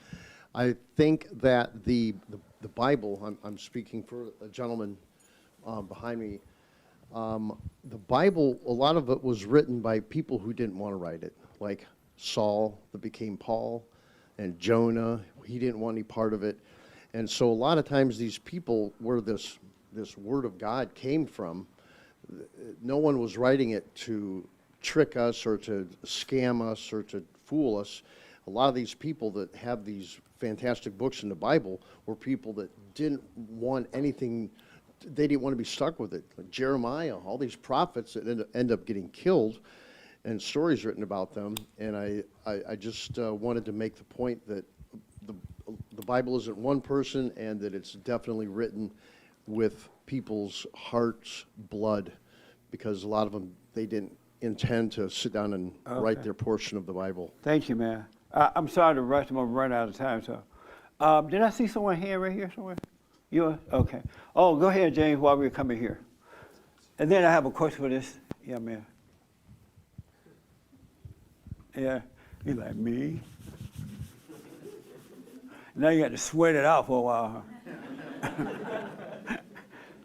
Yes, sir. Sihan Yavuz asks online on a YouTube super chat, what's the difference between anger and aggression? Well, aggression comes from anger. It's the daughter of anger. It's the daughter of anger. You're going to see once you let all the anger go, that spirit of anger go, all that crap will leave. Those are the children of Satan. It will leave. Yes.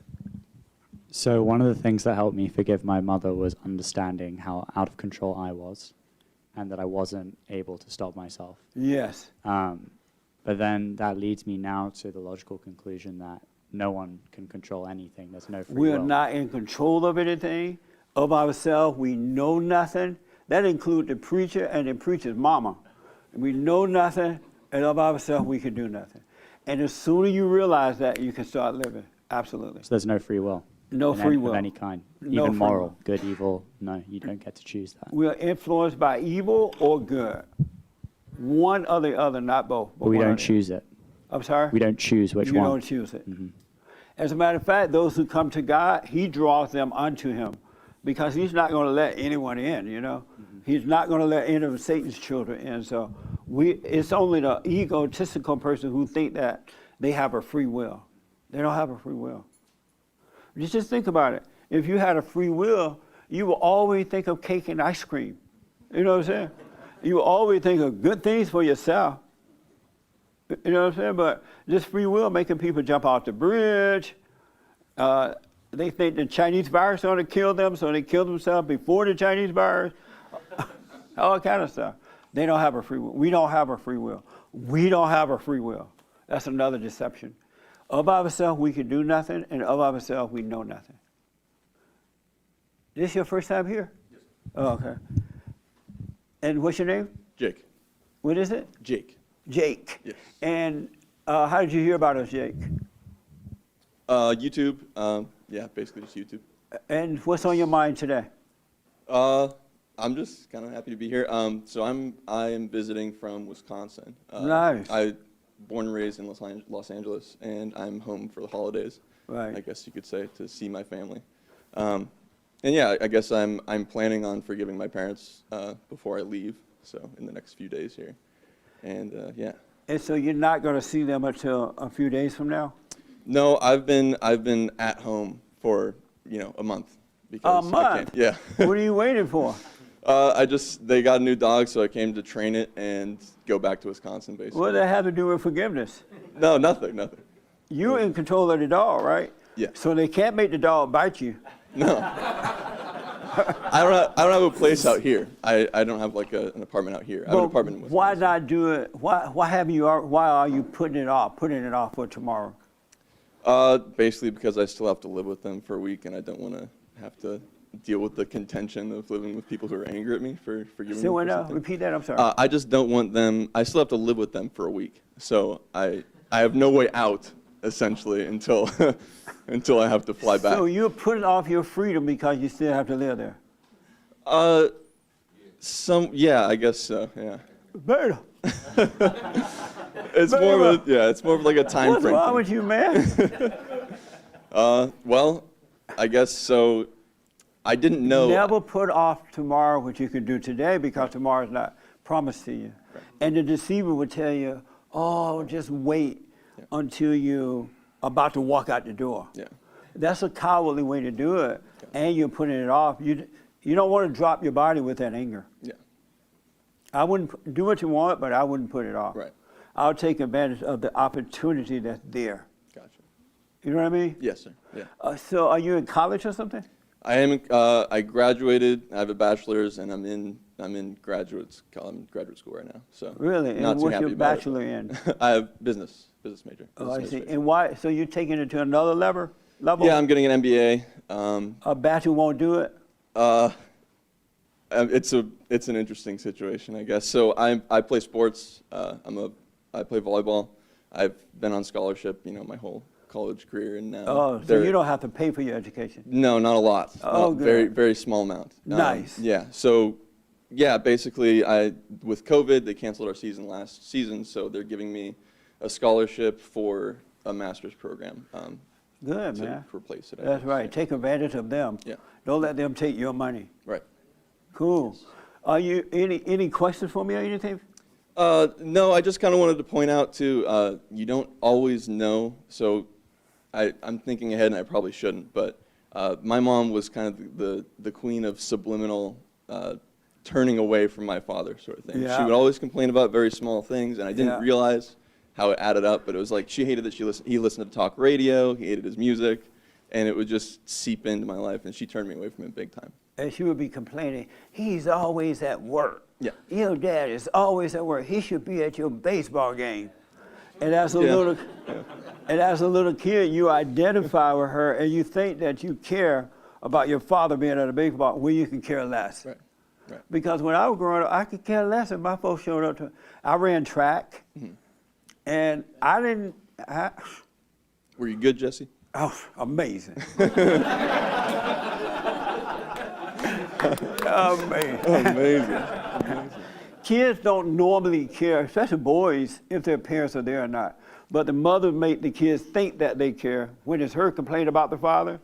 Because when I ran track, I didn't want my parents there. I wanted to talk to the girls. I wanted to have fun with my friend. I didn't want some old parent hanging around me. You know what I'm saying? But when the mothers take over like that, they make the kids think that they want that. And the kids identify with the mother, and they think that what they're feeling about their fathers are their feelings, right? But it's not. It's the mother's identity. Yeah. And they don't realize it. Nice, man. Well, forgive you. Don't wait until the last day. Don't be a beta. Do it right now. Yeah, don't be a beta. Yes, sir. Okay. Yes, sir. How's it going? I just wanted to add on to that. I came here with my buddy Jake, and I didn't know that he didn't make that decision yet to forgive his parents. And Yeah. I talk about it all the time. Like, we're pretty close friends, and I told him, like, the process that I've gone through with my mother, and even right now, how she's just lashing out at me after I told her these things. Like, you know, it came from a place of love, like you said. Like, Yeah. I didn't go to her and point out, oh, you did this to me, and you did that. She's just upset now that it's almost like she doesn't want me to get out of the nest. Like, I don't Right. live with her, but Yeah. she's at the point where I told her these things and I forgave her, and she immediately went back towards my dad. Like, they're divorced, and she actually cheated on him multiple times through their marriage. And she Amazing. went back to him, and now it's almost like she's trying to tear that relationship apart again. Like, where did these ideas come from? Who's Gabriel talking to that he all of a sudden doesn't want to Yeah. see me anymore? And I'm like, Mom, I'm too old for you to be, you know, Mothers picking me up. you Mothers know? turn their sons into their boyfriends and husbands. Exactly. They're horny for their kids. I don't want to think about that. That's but why I told my uncle, I said, my uncle's a Christian, and I said, you know why mothers don't want to let their sons go? He's like, why not? I said, because they're horny for them. He's like, that's awful. And he's like, he used the F word, you got a bad taste in my mind now. I don't, he started cursing. He's like, I don't even want, but mothers are horny for their sons. That's why they destroy their sons' girlfriends. They're jealous of them. They're envious of them. If the man luck out and get married, she'll follow you to West Hell and destroy your marriage because she want you. All that anger make her horny. And y'all know anger makes you horny, right? Right, Big Turn? See? If someone can make you feel good, it makes you horny. If it makes you feel bad, it makes you horny. And the mother with all that anger, they are horny for their sons. And that's why they destroy their marriages. And she'll make you go back home and take care of her. Isn't that amazing? All that was just, anyways, I wanted to say, So the next time, just ask your mothers, ladies too, are you horny for me or what? She'll sit out there. Really. Jesse, I did want to say, though, because there was a couple people that brought this up, I'll make it quick, but forgiving my parents. I remember, just don't forget, when we were growing up, the last thing our parent wanted, my grandmother wouldn't even stay with her adult children. She was like in her 80s, right? And they brought her up to Indiana from Alabama. She like, I'm not staying with y'all. Give me one of those old folks home or something like that. She never wanted to stay with her daughters and sons. She wanted them to have their own life, their own marriages. But nowadays, the mama follow you to, if you say to her, oh, I wonder what West Hell like. I don't like no West Hell. West Hell ain't no good. They don't have enough sweet potatoes over there. And then you say, oh, well, I'm going to move to West Hell. All of a sudden, well, I think I like it a little bit. She'll move to West Hell to destroy you, to control you. The daughters, too. She does it to the daughters as well. And the sons. But go ahead, I'm sorry. I was just gonna say, if you're on the fence or in the process of forgiving your parents, like it works. It does. It works. If you approach it from the right mindset of love, like you tell us, you'll learn a lot of things about your father too that you never knew, that your mom didn't tell you. Yeah. There's a lot of things that she keeps from you. Yeah. That's just her nature, and yeah, you'll forgive yourself in the process too. It's not about them. Well, God said there will come Thank a you day. for that, by the way. You're welcome, man. God said there will come a day when I return the children to the fathers and the fathers to the children. That day is at hand. It is needed now more than any other time I can ever remember. Yes, ma'am, but then I want to share something with you guys. Thank you. I forgave my mother probably about a few months ago. Nice. And for a long time, like when I was younger, I was like a very timid kid, like very shy, very fearful. I had this huge habit of biting my nails.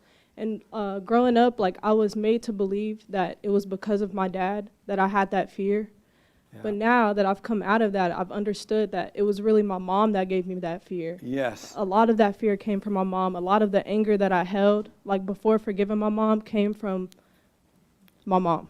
Nice. And I'm understanding now that my dad actually is the one that holds the love. Like my dad has so much love, not just for me, but for all of my sisters, and even for the rest of the women in my life. It's crazy because like a lot of the women in my family hold a lot of anger, and my dad has a lot of love. Right on. Yeah. Women don't have love. Women receive love. God in Christ, Christ in man, man over woman, woman over children. It comes from above. The love that mama has, it would kill you. Even after the day she died, she still control you. And so have you been here before? I came to the women's meeting. Oh, nice. Probably about a few months ago. What's your first name? Ariane. Welcome back. Thank you. Happy New Year to you. I'm glad. And so you brought your father? Yep, this is my dad and this is my sister. Oh, right on. Hey, sister. Hi. Have you gone to, how old are you? I'm 17. Right on. Have you gone to forgive your mother yet? No, not yet. Are you going to do it? I'm planning on doing it when Yeah. I feel comfortable. You're 17. You plan on doing it when you feel comfortable? Yeah. You're never going to feel comfortable until after you do it. Because when you have that anger, it's fear, and you can't be comfortable in fear. But once it's over, once you face her, you will always be comfortable. So I recommend you do it and have your father there with you, and he'll protect you from her. You know what I mean? Yeah. And that way you don't be taking advantage of these guys, pretending like they love you and all that. They don't love you. That makes sense? Nice. Any questions for me? No, thank you. Are you nervous right now? A little bit. Well, I'm glad you're here. Nice. I'm glad you brought your family. That's amazing. And so, Cheryl, what did you say about wanting to be with God or something, always or something? What was that you said? I didn't write it down. I wanted to follow up on it. No, just put him first. Oh, yeah, put him first. Oh, good. So, do you have any idea how to put him first other than the silent prayer? Anybody know how to put him first? No? You had your hand? Let me take the guy in the mask first, and then how do you put him first? I'd just like to say, God stands for your good, orderly direction. And each day that you wake up, you want to make sure that you head it in the right direction. Because like he said in the beginning of the show, we're easily influenced. So sometimes when we're hooping and hollering, running out in the streets, we might be influenced by our surroundings and what we're doing. Yeah. And I would just like to personally thank you. My son, he came home from the war, and he came home like a little not right in his head. And he needed some God in his life, some good, orderly direction. And so he listens to you every morning, and it helps him to set his mind on the right path. Right on. Because sometimes, Is this your son? Yeah, that's my son. That's your son? Yeah, that's your son. daddy? Yeah. What the? Yeah. So, see, he said, do we identify as a Christian? Today, I do identify with a Christian because Riddler Writer at gmail.com, I will like I said, surrounded. I'm a gangster, and everywhere we go, we had to fight just to, because my daddy was black, my mom was white, this and that. And my grandma told me it don't matter what color you are, but what you learn in life. Yeah, that's amazing. Let me do this, though, because I got to run. I got to wind this down. But thank you, Jesse. You're welcome, man. Can you come Thursday night? We're going to have our first men's forum this Thursday night. Can you come then? I'm not for sure. I'm from Riverside. I just want to say I love you, because I love myself today. Right on, man. And I'll give you back the mic, but you said, oh, we are Christian. Yeah. We got to understand what a Christian is. There was no such thing as a Christian in the beginning of the Bible. That's what I say, I only believe in God. And we have to know, like, I'm Charlie. I'm Charlie the Riddler. I'm Charlie the father. I'm Charlie the uncle. Okay, Charlie. I'm only this, only that. They say God is God, the Son, and the Holy Spirit. I really appreciate it, man. I'm so rushed, okay? Because my staff going to yell at me. Love you, Jesse. I love you too, man. Thank you for coming. This young lady, real fast.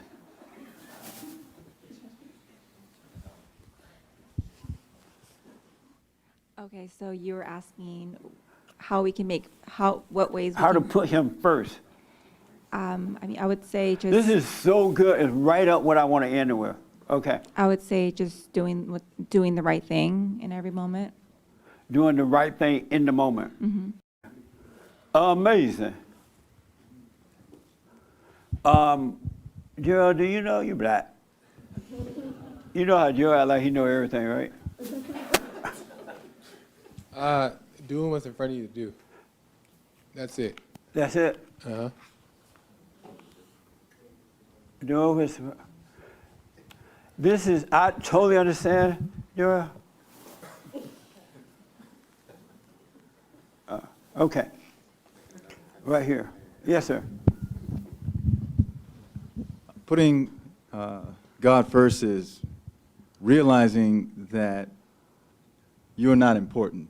So if you know, you know, whatever feelings, whatever thoughts you have, if you remember God. Make it short because of time. You can always, you put him first. So there's ever no reason to become angry at anyone because you know that you're second.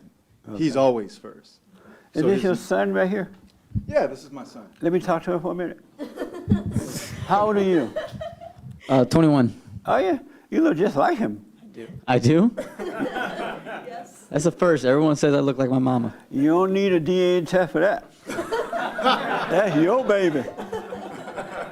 And so, and this your first time here? Yes, sir. And what's your impression of your father? He's my hero. In what way? In every way. I've always idolized him from a young age. Nice. But at the same time, I have a resentment towards him for some of the things he's done, which I do have a question about that. How do you forgive someone like that? Well, someone you idolize so much that you even place him first, more or less. Right. How do you forgive someone like that?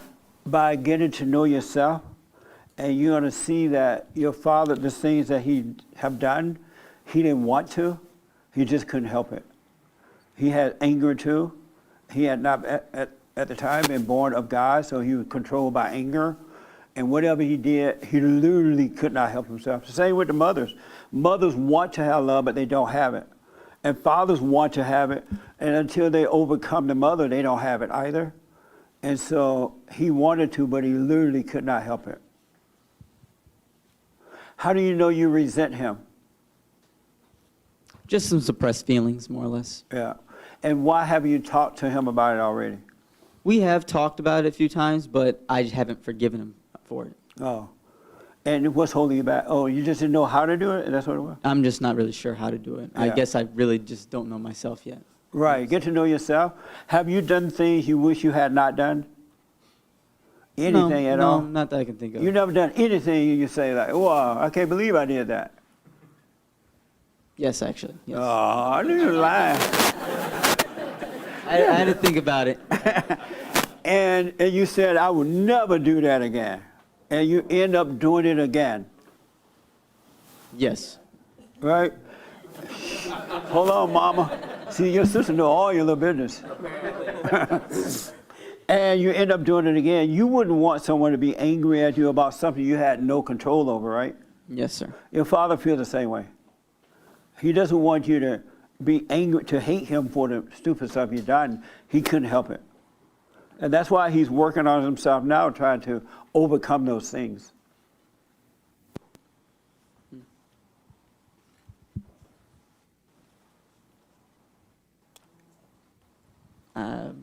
That makes sense? Yes, it makes sense. I'm just kind of processing it. Right, absolutely. Well, think about it, and just and as long as you resent your father, you're never going to know God either. You can't be born of God and hate your earthly father. Whether he changed or not, did he change? Has he ever apologized to you? Yes, he has. And did he change? Yes. Oh, okay. Yeah, let it go. Let him know, I'm sorry for resenting you. Once you see it for yourself. And then you could be free, and that way you won't do it to your family, to your children, or your child. You have kids already? No. Oh, good. Are you working? Yes, sir. Are you dating? No, sir. Oh, good. Yeah, make sure you forgive him so God can. Don't ask for forgiveness. Forgive him so God can forgive you. And that way you can start a new generation. You pass down love instead of all that crazy stuff. Yes. That makes sense? It makes sense. Nice, man. Well, you look just like him. Thank you. You're welcome. Oh, nice. So listen. So we bring you, I urge you to love God. You can't make yourself love him, but seek the kingdom of God and be added. To love him with all your heart, soul, and might, along with nothing else. Nobody else or nothing else. And love your neighbor as yourself. You have to treat your neighbor the way you would treat yourself. You know what I'm saying? And then you will be fine. So here is how you put him first. First, you seek the kingdom of God. Secondly, you got to start enduring. You got to endure. And endure means that when someone threatens to take something away from you or try to hurt you in some kind of way, or if you think you're going to lose a job, or you're going to lose your wife or your husband, or you're going to lose your child, or your car, or your money, and that fear comes, Satan starts talking to you, and you have all that pain in your stomach that you're about to lose something. Anybody ever had that? Yeah. You got to endure that. And you got to endure it if you really want to overcome those things where you would be in the world but not of it. You won't be controlled by people, places, things. You got to endure that pain because it's all ego. You put that before God and it's all ego, right? And so once you go and forgive, then you return to God. And then it's God who gives you the strength to endure and overcome the ego. The ego will die because now that you return to the Father, the ego is subject to God because it's a spirit and you can't make yourself stop doing this stuff. But now that the first thing that he cares about is the heart. He want to renew the heart from hate to love, right? And once he renew the heart from hate to love, then perfect love endures all things. There's nothing you cannot overcome with perfect love. So his love will fight that battle for you.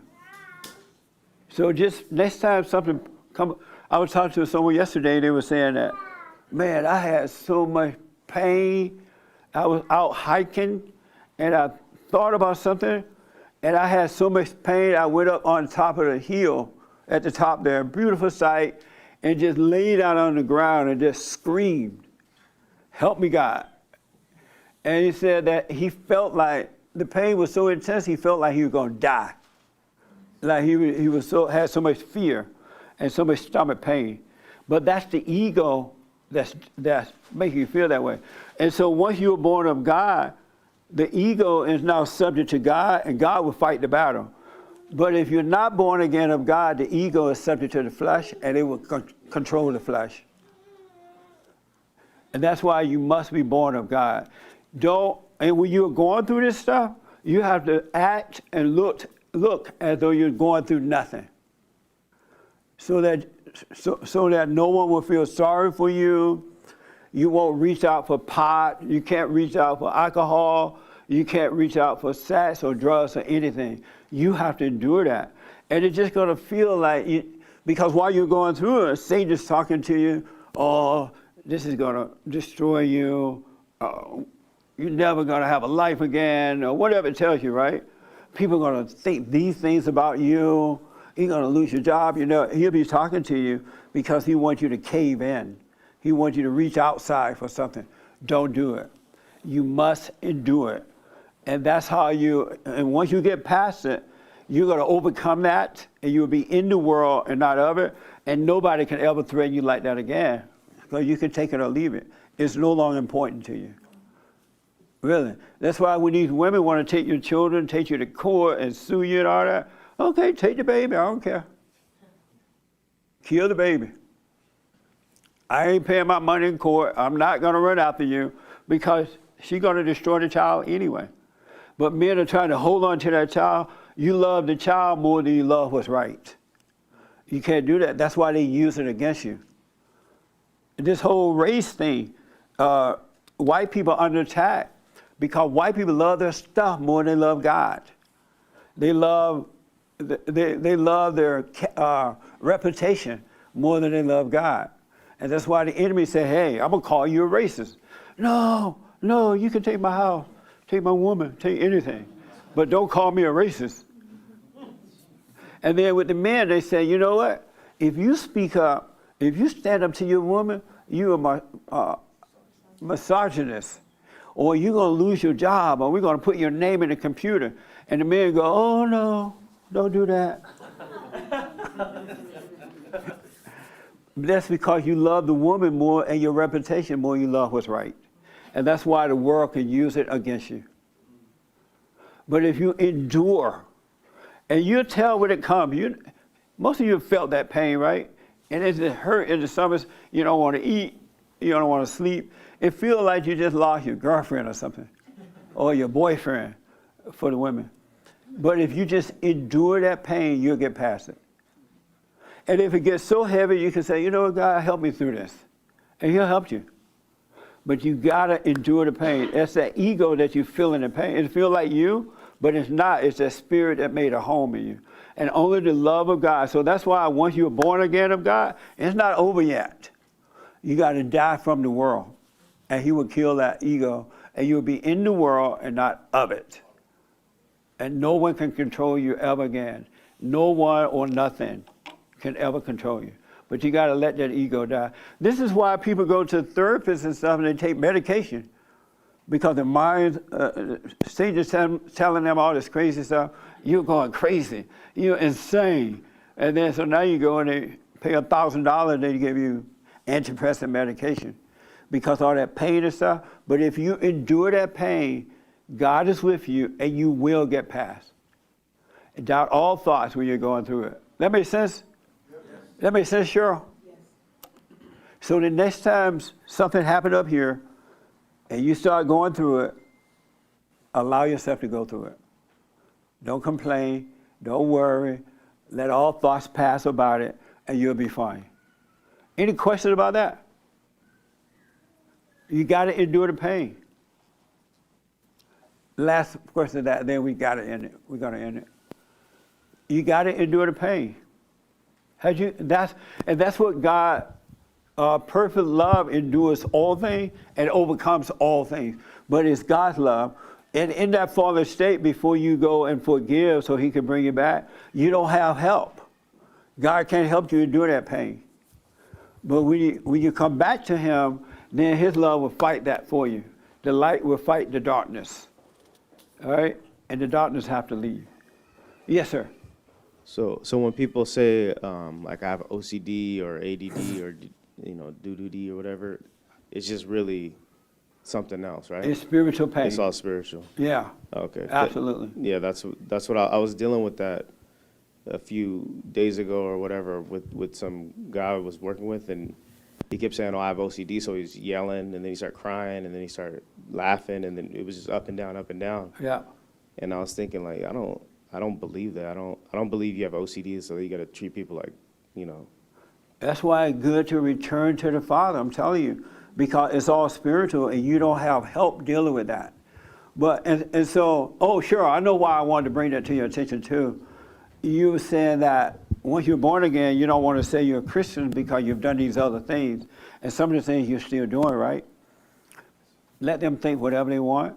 You can help but do those things. God is not about that. He will clean you up, make you free of that, but he's about renewing the heart first. He want to give you love, renew the heart. That's why he'll bring you in, and then he'll clean you up. He's not going to wait until you become over all that fallen state stuff, because you don't have any help. You can't overcome it. It's his spirit that you need to overcome that. And it doesn't mean you're not born of him just because you still may smoke a cigarette or get drunk or something. It's the heart that he's renewing. And in him, perfect love casts out all that stuff. That makes sense? Yes. Yeah. Is that clear, everybody? Anybody doubt that? Yes, ma'am. I have a question. When you're talking about enduring the pain. Yeah.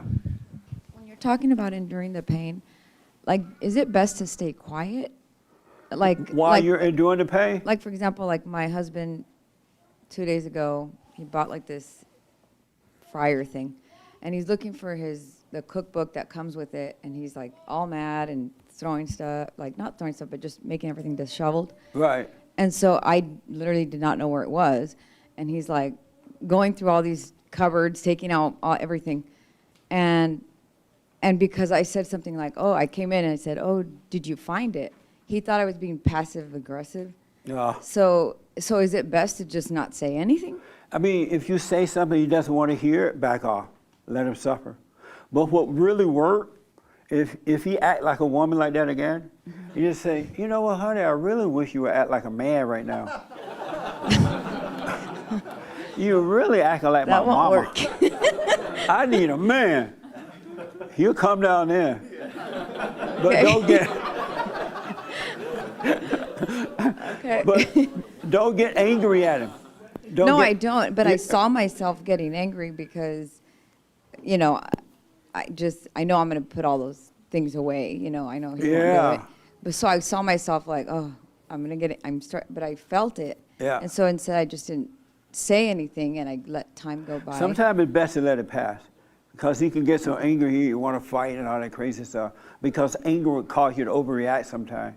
So if you have to let it pass, let it pass. Okay. All right? Don't do it with anger, for sure. Is this your first time here? Yes. What's your name? Lorena. Lorraine. Yeah. Lorena, right? Lorena.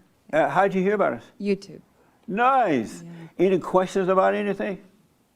I had one question, so in August, all of a sudden, I found one of your videos, and I just kept watching all of them, and so sometimes I feel like I want to speak to my sister, but we've never had a good relationship. Speak right into the mic for me. We've never had a good relationship. Right. And she's always like really angry, like she just kind of, like every job she has a problem.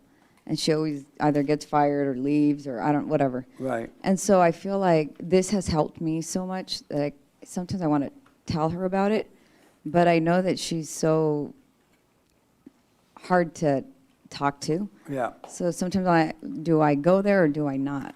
Wait for that perfect moment. If you stay aware, God will give you the perfect moment to talk to her. Okay. Don't do it before time. Don't make it happen. Allow it to happen, and if she receives it, fine. If she doesn't, and it doesn't mean that she would never think about it. One day down the road, she'll remember, oh, my sister told me I was crazy. And that can help her to wake up. Okay. But wait for that moment. Okay. All right? Are you doing the silent prayer? I am. Nice. Yeah. That's amazing. So when you first heard the first video, what was your first thought? Well, actually, one video I saw that you said something how women have hell in them. Yes. And at first I was offended. I was like, what? But then I was like, well, he's got a point, So it kept me watching. Nice.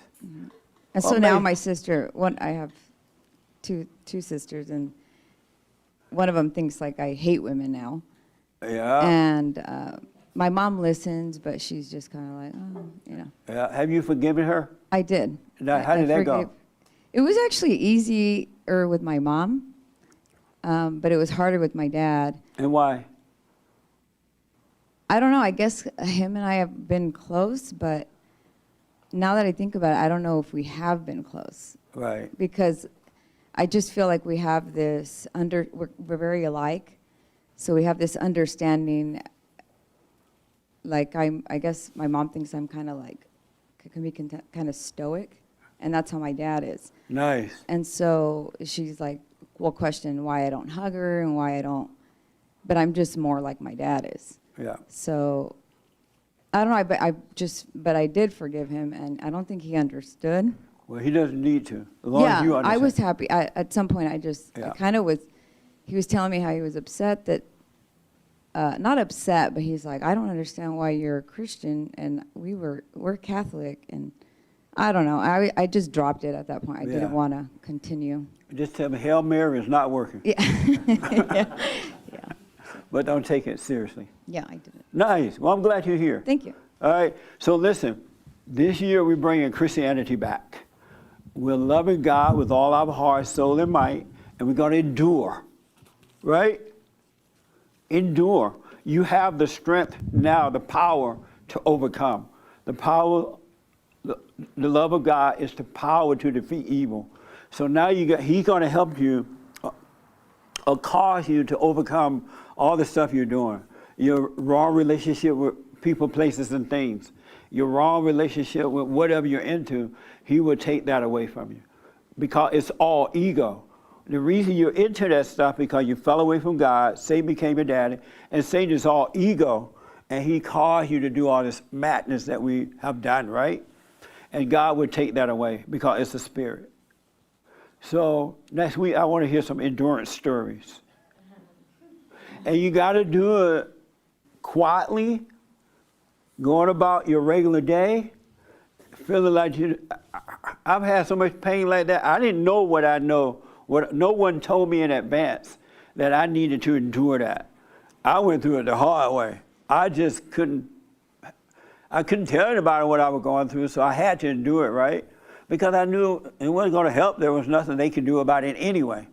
And so when I first started going through it 30 years ago, it was so heavy, I would be like, you know what, God, I know that you're allowing this to happen. I don't know quite why, but just give me the strength to do it. And there were times when I couldn't even move. I would just fall out on the couch. And then I noticed, though, every time I asked Him to help me, He'd give me a little strength to deal with it. It'll come. And so over the years, it has gotten better and better and better. And you're going to find yourself in the world, but not of it. So when people come up with the lack of love for you and whatever they do, it won't bother you. You'll wish them well. You won't get angry at them. He loves us, and He'll take care of us. Last word. Yes, sir. I just want to say one comment real quick. I'm pretty sure all my military brothers have heard this before. Suffer in silence. Yes. Yes, suffer in silence, meaning you can't walk around looking for sympathy. You can't be telling everybody about it. You can't be trying to eat your way out of it. Whatever, right? Go through it, and it will pass, and you shall be free. The ego is dying, they're not you. Absolutely. Anyway, that was fun. Oh, what's my new biblical question? Where's Nick?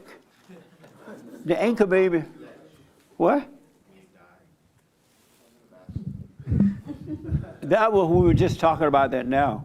It's the ego control the flesh. You know how you hear the spirit is willing, but the flesh is weak? Well, that's because the ego controls that. But now that you come back to the Father, the ego is subject to God, and God would do it. He would take the ego away, and the flesh would be fine. All right? What's the new biblical question? This is the ankle baby, my producer.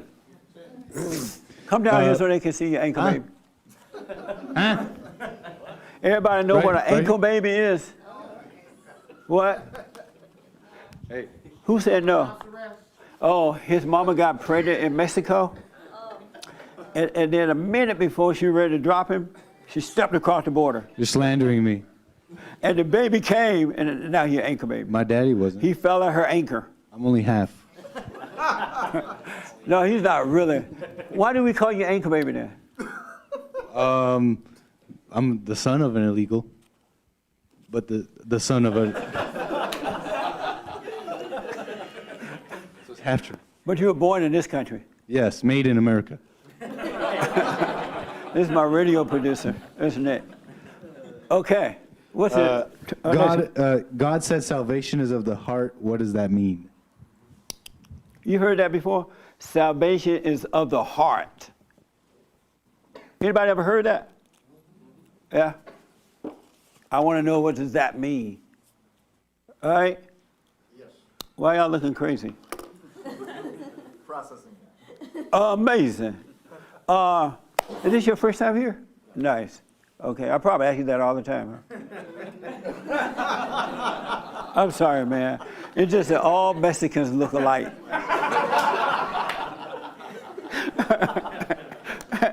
Anyway, thank you all for tuning in. Thank you all for coming. This was so amazing. I love the good fellowship. We're starting the year out right with love. Christians y'all gotta love one another. Don't gossip about each other. Don't listen to gossip about each other. Don't lie on each other. If someone tell you they got an issue, you pray for them, wish them well, rather than trying to destroy them. That's how it was when this country was great. We had real Christians then. We got to return to that. Christians don't love one another, so we got to love one another. The world hate one another, so when they find out stuff, they want to destroy you. When they know you got a little money, they want to take it, or whatever, right? We can't be that way. So do the silent prayer, return to the Father, love Him with all your heart, soul, and might, and stay with the silent prayer no matter what.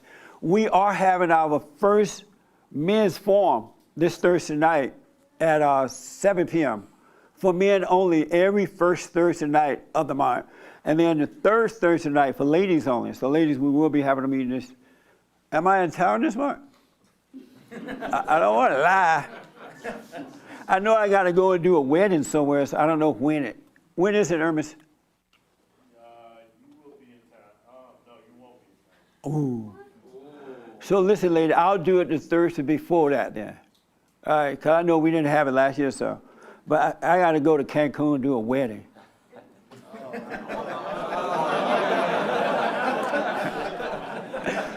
The last time I had to do a movie, right? I had to go to Texas and do a movie. And so the choice was, should I help save the souls of the ladies? Or should I do a movie? I'm like, that's not hard. I'm doing the movie. But I'll do it the Thursday before that. We'll make the announcement. All right. So thank you for your support. And don't forget, we had that matching grant. We're almost there, right, Hermes? With the someone called up and said, "Hey, Jesse, time to give. The end time of year, you help my family." And he did a matching grant of $30,000, and he'll give up to $30,000. We can match it. He'll give up to that. So go to rebuildingaman.com. I think we're almost there. We have it to the end of January. I have some good news for the guys on Thursday night. Really amazing news. And I'm not just saying that so you can encourage you to come. You come anyway. You show up in the house. The house is packed on Thursday night, the first Thursday. So any other announcement, Hermes? That's it. Yeah. So thank you all so much. And stay with the silent prayer. And Happy New Year. I wish everybody well this year. All right? Take care. And thank you guys, too. Hold on 1 minute, guys. Just 1 minute.